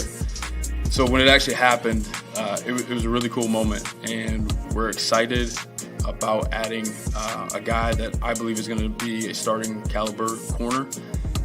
He's going to compete for that position. The great thing about him is his movement skills are outstanding. He's tough, what we call reactive athleticism, twitchy. He's going to help us in coverage big time and make that whole defense even better. The other thing you love about him is just the instincts. He's got great feel for the game. There's been a lot of good players coming out of Washington, especially in that secondary. So we're pumped about that. And I know one of the cool things about him, people talk about him doing, the ballet thing. And I don't know if anyone mentioned, he also was big into Kung Fu as well. So really cool, unique kid, and we're excited to add him. And then later we ended up with Jaquan Brisker, another player I did not think was going to be there, a starting caliber safety, strong safety, whose makeup is incredible, tough. Really everything that you've heard myself and Matt talk about over the last few months, he has that in him. And I think he's going to make our secondary better as well. And the cool thing about him, one of those attributes you look for in players is, can you make big plays in big moments? And he showed that over and over in his career. So we're excited about him. I was looking through our scout stuff, and one of the guys used the term Super Bowl over accolade type. So he's all about team. he wants to win and he wants to be on the championship caliber team, which again, that's what we're doing. And then to finish up the night, so he's gonna be a good player. I'm really excited, especially a guy like Justin, a great leader, and seeing what he's accomplished throughout his career and has so much more. You know, his ceiling, he doesn't have a ceiling on him. A true talent, and I just can't wait, you know, to receive balls from him. It's truly a blessing with all the history there. Even one of the great returners, David Hester. It's just, you know, it's a big role, but, you know, I've been ready for this all my life. You know, started football at 4. Always been strong in my faith, and, you know, I'm just really excited, and I can't wait to get up there.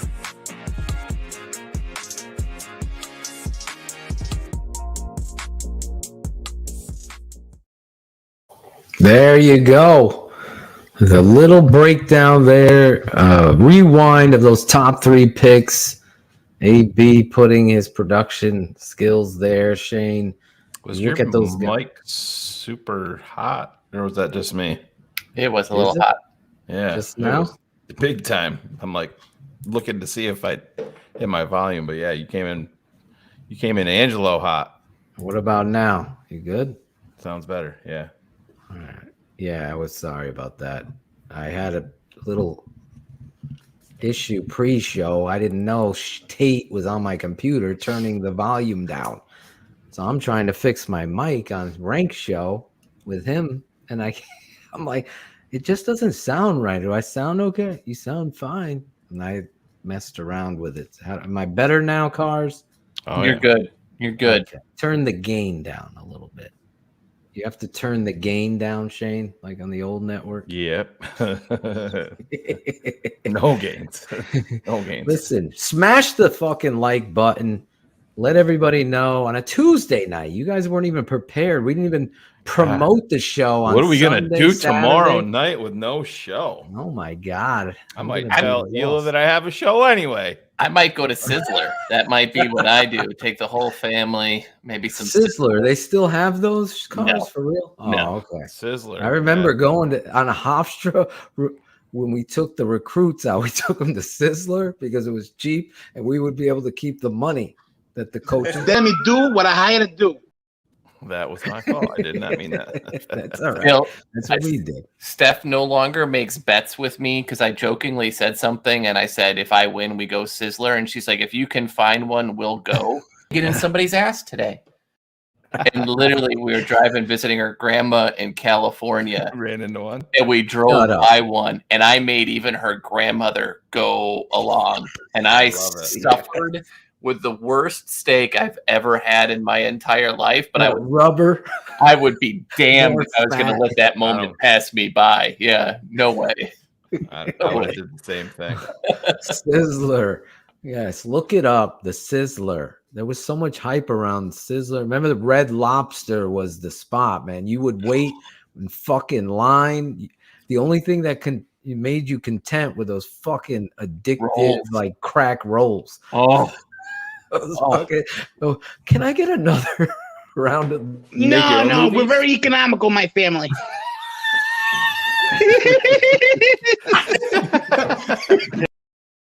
I love it. I love that.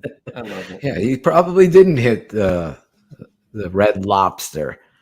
Anyway, Sizzler, Red Lobster. Yeah, and Talk shout about outs. everything. Shout outs will come on. We're going to be coming early tonight, but I wanted to shout out Courtney. Yeah, that was great. What a great person and really great addition. Yeah, she's definitely going to be a huge benefit, I think, to us moving forward. I'm glad we started this relationship. Her and I think a home run show would be for us to have her and Dion on together. I think that could be a lot of fun. Maybe. Oh yeah. They're not as wrapped up personally, like as some of these folks, right? Are, right? Like exactly. What I appreciate about both of them is they may hate the move, but they can understand it, and so they report it as they understand it, right? Like there's not necessarily all the personal bias that we see with like a a weederer, right? Who you could draft Jesus Christ, and he'd be like, "But in the third round, what are you doing?" Yeah, he's gonna be a little bit slow in those sandals. I'm not so sure. Hey, Dan was great on this show. Yeah, no, he was. He opened up a lot of people's eyes, Shane. Yeah, I think he texted Jackal and was like, "I'm no longer the wet blanket," or something like that, right? Well, you gotta. Let's not go there, Dan. We're kidding. He's not quite off that plateau or pillar, if you will. But I forgot to tell her that I ended up watching that show with the girl from the Ozarks when she plays the. Oh yeah. What was the name of that, Shane? What's the name of that show? She's pretending to be. She fraudulently tricks all these banks. Oh yeah, Ela was watching it. It's I ended up watching it. I thought it was pretty good. You liked it? Pretty good. She was annoying as hell, though, bro. She was. Oh my man. god. In court. Did you She got guys annoying. see this? Breaking news. The Tape Never Lies Network. Breaking news.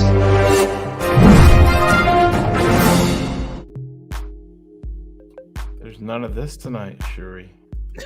No, girl. No, Shuri. Are you gonna be able to? Shuri texted me 27 times today. I need the fucking Manscaped read. You don't treat Mariah like this. No Manscaped. When she meets you and literally smacks you one, I am gonna slow-mo video record that for all of its glory. Shuri and I had a beautiful private conversation. Shuri, you got to see the non-jackass Shayne. Shayne is a big teddy bear. Oh my gosh. That's right. Oh yeah. Yes, we can ask some of these guys' mothers. And Shuri, you know what? Besides being a teddy bear, I'm also Manscaped. You had me thinking there was a trade or something. Just threw up in my mouth a little bit, but that's all right. Shuri, I think get we're gonna ready. go with this with the shout out music tonight. Yeah. There is no read. No tonight? Manscaped. No. We're in the May, and this, like I said, this is keeping it 100, so we will keep it 100. I didn't get back to Mr. Pearson, but we have officially moved off of the Shy City contract portion of our commitment to Manscaped. So we will be moving forward once it's secured with TTNL, and I think we're gonna have a contest and see who can come up with the best coupon code, but it's going to be centered around Christopher Jackle. Oh, It's going to be a Jackle type coupon code. Oh, it's got to be jack off then. Yeah, right? centered jack I off. can only imagine the smells coming out of that thing. So, imagine the smells coming out of that thing. if you are a TTNL network patron, I love it, Phil. I love you it. can DM us on Patreon and let us know what your best Jackal And the bonus coupon is whatever y'all come up with, I have to read. So. Yeah. There you go. So Put in the perfect. promo code Jackal Balls. Yeah. Oh, shit. She'll be like, I hate you, shit. Input the code Jackal is a big, lanky man. 20% off. Jackal, Oh, shit. don't do shit. Yeah, there you go. Tackle my Jackal 100 Don't for do tomorrow. shit Don't for do 0% off. shit. For 0% off. I can only imagine the smells coming out of that thing, but only imagine the smells coming out of that thing, but Jackal better do some shit. Jackal better do some shit. Jackal don't do shit. Jackal don't do shit now. Jackal don't do shit. Jackal don't do shit. Jackal don't do shit. Jackal don't do shit. Jackal better do some shit. Jackal better do some shit. Jackal better do some shit. Jackal better do some shit. Jackal better do some shit. Jackal better do some shit. Jackal don't do shit. Jackal Yeah. don't do shit, but he I does like do the shit. comments. Yeah. These are great. Real quick, I think, Phil, I've seen a bunch of questions, and we are literally going to spend about 45 seconds on this, and it is a serious matter. Everybody's been real quick. Yeah, everybody's been bombarding us with the CHGO Olin stuff, and I'm just going to speak for the network here. I don't think anybody minds too much. Phil, you can chime in if you want, but everybody knows what's going on. We've had a relationship with Olin Kreutz in the past where he's been on here multiple times, been a big part of what we do. But as these facts come out, we're not going to react so much to initial reports and the athletic report and stuff like this. But one thing that we do stand on here is, under any circumstance, there's no place for any type of workplace violence of any kind, and that is our stance. You can take that as you may.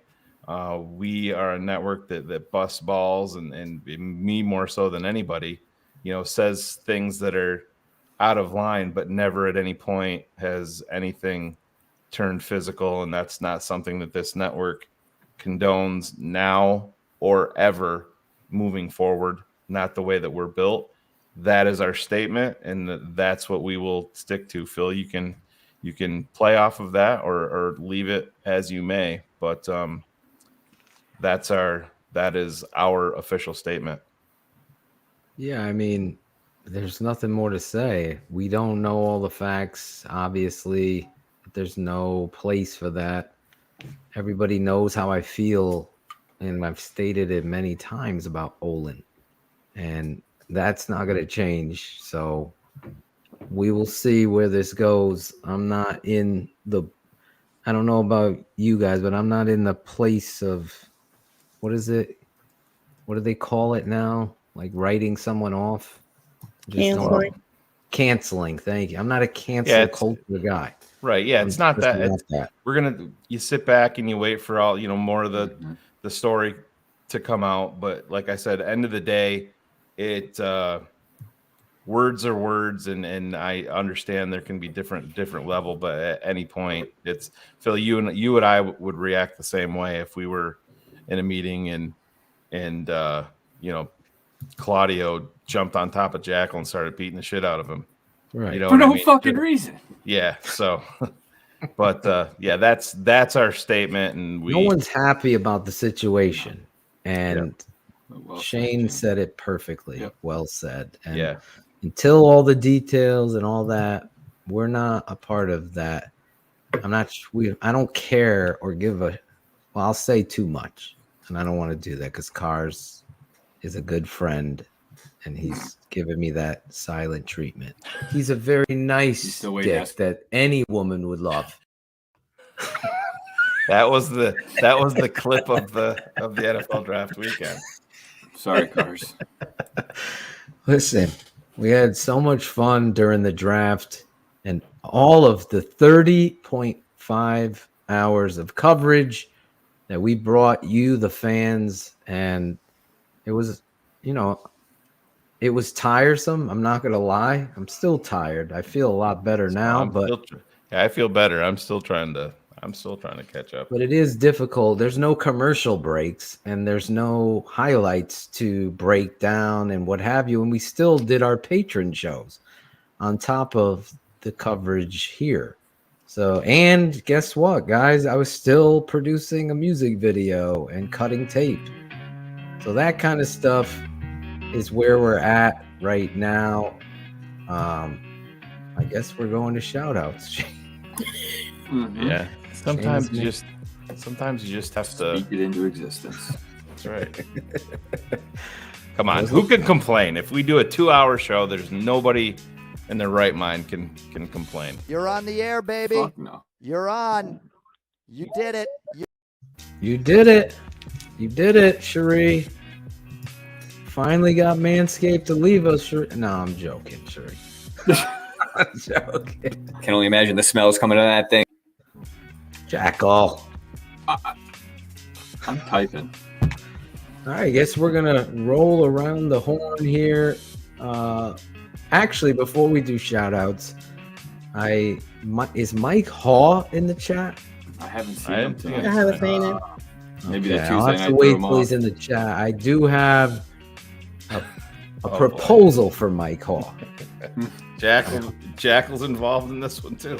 What the fuck? If Mike Haw was in the chat, it would Don't come out. announce it. Don't announce it. Nah, I'm gonna wait till he's here to get a This signed. has the and propensity verified. to be fucking gold, Jerry. This has propensity for Mike Haw to be an internet sensation. Yes. We will see. We will see. What's this drop? I'm sure he could have taken those two pussies at Courtney last year, beat the shit out of them. That's what I'm. My father's not afraid to call it the way. I should have played that for Courtney when I was talking. I didn't know it was there. She would have been offended. Anyway, go ahead. What were you gonna say? Time for shout outs. That's what I was You could tell them. Mike Haw, H-O-U-G-H. Not Hall, not Mike Hall. Haw. All right, let's go around the horn. We didn't even do the shout out song. We'll start with Cherie. Cherie, you have any shout outs tonight? Yes, my first shout out goes to my little sister. Yesterday was her birthday, Sayel. She's getting old, on the other side of 30. So, How come happy she's birthday, never baby. been on with us? She's in North Carolina. It's all right. Does she have a She's computer? a Panthers fan. No, she from. I mean, she grew. I influenced her. All So right. she's a There you Bears fan. She likes Bortles. Hush. I like how I said to Cherie, how come she hasn't been on with us? She's like, oh, she's in North Carolina. It might be Huff, according to a professor in North Carolina as well. Huff, Oh, Huff, thank God. whoever, just come into the chat when you're ready. Go ahead. We're Sorry, hijacking Cherie. her segment. Sorry, Cherie. Sorry, Cherie. That's fine. So first, happy birthday to her. Happy I wanna birthday. Shout out What's her name? Sayel. Happy Sayel. birthday, Sayel. Happy birthday. Twist invention here is. That looks rude. Oh my god. Oh my mother. Also, want to shout out a few of the TTNL fans that reached out to me. So I want to shout out Avon, Alex H, HL Priest, Bullets, Will Mookie Hill, and Cool Kennedy. Oh, I'm sorry, I almost forgot about you. But I wanted to shout them out because they did reach out and check in on me, you know, with everything that was happening last week. Of course, shout out to you guys on the panel, but most importantly, I do have to shout out Phil and Shayne, specifically because these two guys are guys that I never knew that I needed in my life, because I started out as just a fan of the show and just have grown to know these people and the love and support that they provide for me, even in my time of need. Because like I say, I found out Shayne is truly a teddy bear. So I just appreciate that. And even though you guys are completely different personalities, the way you approach things, the way you handle things, I need both of you. So I appreciate the way both of you Tag team. Back again. When I Please was don't bored. check it or direct it. And let's just begin, okay? Cars, Mr. Drive. You finally did it. You gotta You fucking broke love the it. chat, Cars. Well said, sure. So I really want to shout out because you both provided me the support that I needed in your own unique way. And I love you guys for it, and I really appreciate you. We love you, shout out to Hey, you. hey. Michael's in the Hey, chat. Jackal, you know I love you too. but- No. This damn computer. Mike. We're all hitting the same There comment. he is. All right, Mike, Oh. we will be in contact. We're gonna be in contact with you, Mike. We have a proposal for you. Forgot to hit My shift. brain came into thinking about you, and Shayne and I were spitballing, and then Alan Bratcher called me, and I sold him on the segment. And we'll talk to you, Mike. Hopefully you'll agree to do this. It'll be great. Anyway, Cherie, any more shout outs? No, that was it. Just had a brief love Thank you fest for so too. much for those kind, in all seriousness, thank you so much for those kind words. I don't appreciate people acting kind. I like people that are kind. And there's a time and a place for that. But yes, you are. Without you on this network, things just feel different. And that's why you're a part of this family. And the old network always kind of pushed back at me involving, and Shayne never did. He's like, I totally get it, bro. And there's some people that work, we give it a shot, and then there's some people that don't work, but we gave it a shot. But you're family and you work. That's the apparently best. Shayne sharing his love with just He's kind of a hoe. It's true. Yeah. I'm just teasing Coach Dre. Anyway, Christopher Jackle. Be a friend, tell all your friends. That's right, buddy. That's right. Hey, shouting all you guys out. You guys put in a lot of hard work last week. Thank you for all the due diligence before even getting on the show. I know seeing what goes into it. I know there's a lot more than the 30 and a half hours that goes on the air. So kudos to you guys for putting in the work to put out the content that everybody's that knows and loves. So thank you to you guys. Shouting out the fam over here. And just send some positivity over my way. I got a doctor's appointment tomorrow that got some stuff going on. So send me some love. And with that being said, if you haven't done it yet, just reach out to somebody that you haven't talked to in a while. Say hello and just let them know you're thinking about them. So do that and you'll be all right. Fuck off, fuckers. That's it. Well said, Jackal. Unbelievable how articulate you are. Articulate. Cars, Matthew at Bears Nerd on Twitter. New show, new song for his show. Cool, Kennedy. I see you in the chat. It's going to be called Cars Keys. And the only way you're going to be able to hear it or see it is to become a patron. That's the tapeneverlies.com. Go fuck yourself. That's definitely a weird address, right? tapeneverlies.com. Go fuck yourself. That's the promo code. /org. Yeah, /org. Man, Yeah. Tape would love that. For 20% off, go fuck yourself. Go fuck yourself, fuckers. Yeah, just every order. It's true. Cars, do you have any shout outs? So I want to shout out my daughter Aubrey, who at second grade got her artwork put into the high school show in a couple of weeks. So we're very excited about that. As you know, those two pretty much rule me, own me, beat me up, and I'm kind of their bitch. So anytime I get to celebrate them, I'm super happy about that.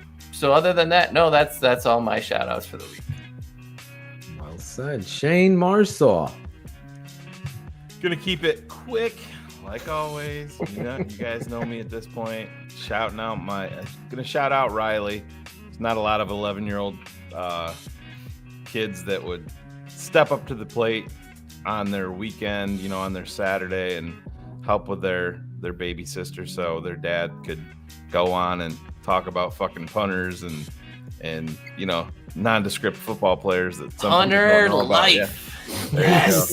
So he stepped up so I could be on here to provide content for you guys. So he stepped up to the plate. Got to talk to my dad. My dad sounds stronger than he has. Still a long way to go. He's getting a little homesick, which is expected. He wanted to know if he could come home. Kind of broke my heart a little bit. He was asking me if he could come home, and I'm the one in the family making all the decisions on that, and unfortunately he cannot because of some decisions that I made, because it's more important to get him healthy and stronger while he is there. He was hoping maybe it would be this weekend, but that's not going to happen, but it is what it is. We're hoping maybe we can get in and see him on Thursday.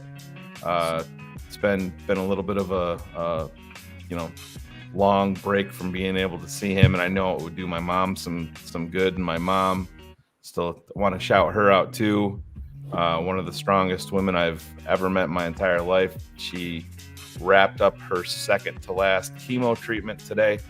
So we got one more to go, and we can hopefully turn the page on that and then start concentrating fully on my dad, because it's been, everybody knows the story at this point. It's been a long few months for my family, and like I said, we're taking it day by day and head down and keep moving forward. That's the Marsaw way, and that's what we're going to keep on doing. So that's how we roll, and love you guys, and appreciate all of you so much.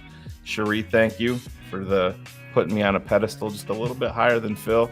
If I'm keeping it the truth. I mean, even if you're at the same level, you're higher on the pedestal anyway. So I'd do anything for you guys, but I would never choose which one I love more. Hey, I don't know. and I would do anything. we'll choose for you, Cherie. Don't worry. Yeah. We'll let you know. Cars and I can help. Nope. So Well said, those Shayne. are my shout outs. Thank Well you said. all. Real quick on my shout outs. I'm gonna try to be real quick. There's hope, guys. There's hope. Gary Williams for being involved in the show, because we actually involve people in the show, and that moment wouldn't have happened. Neither would this moment for my next shout out. Phil, could you hear me? This is your dad speaking. Can you hear me?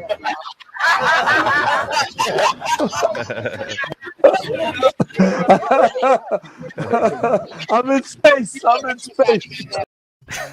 in space.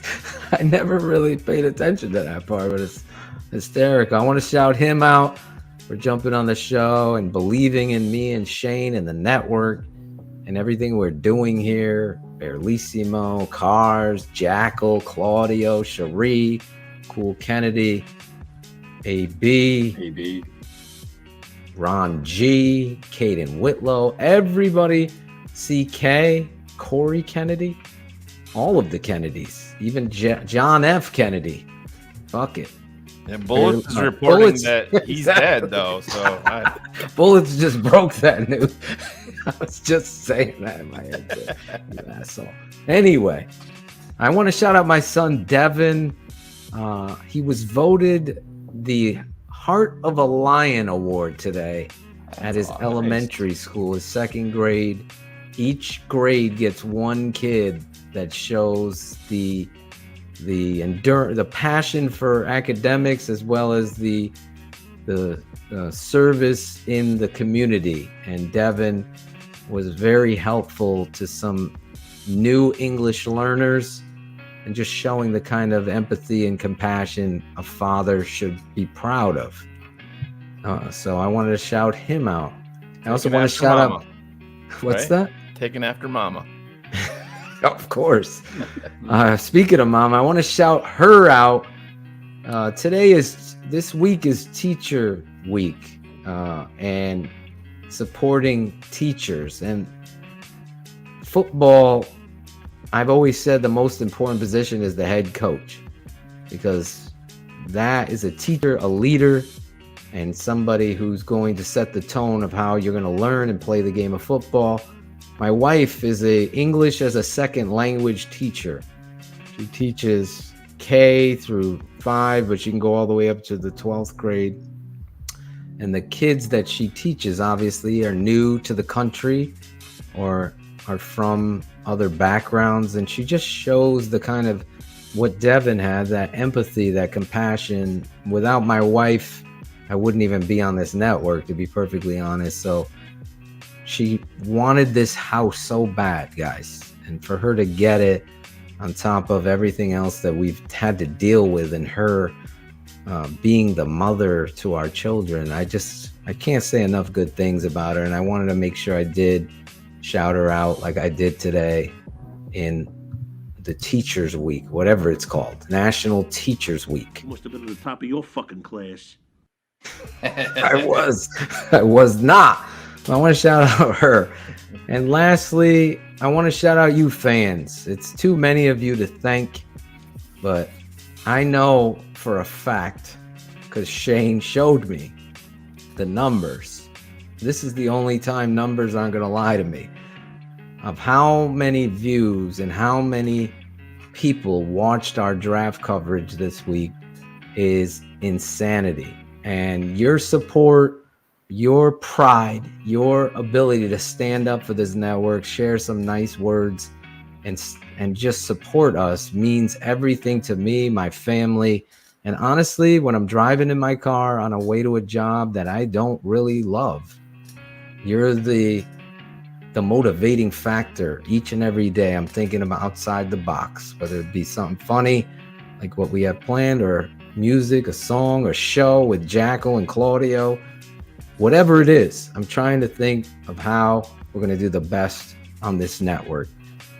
Cherie, your kind words, your truth means so much. Cool Kennedy, you sharing your truth about this network and what it means to you is evident in the music that you produce. I know you sent it to us all privately.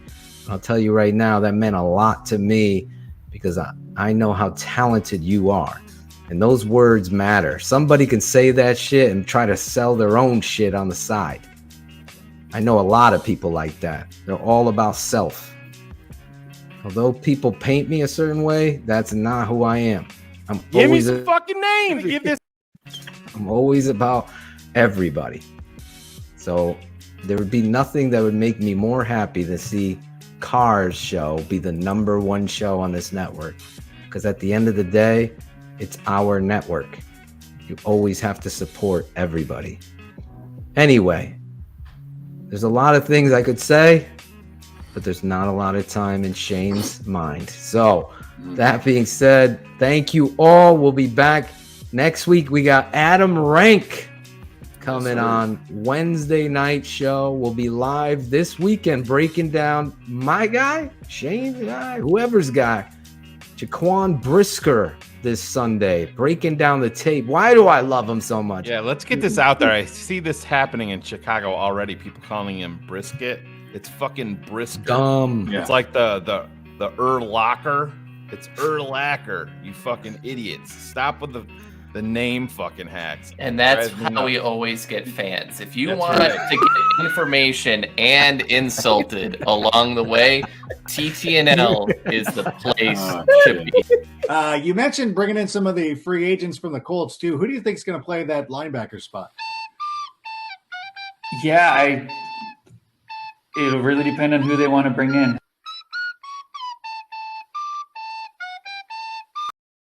Scratcher with the epic fail there. Shayne's not a fan. Not a fan. We're deleting that one right now, Brad. Who did that? Tooch did that? Well, 52, he's coming back.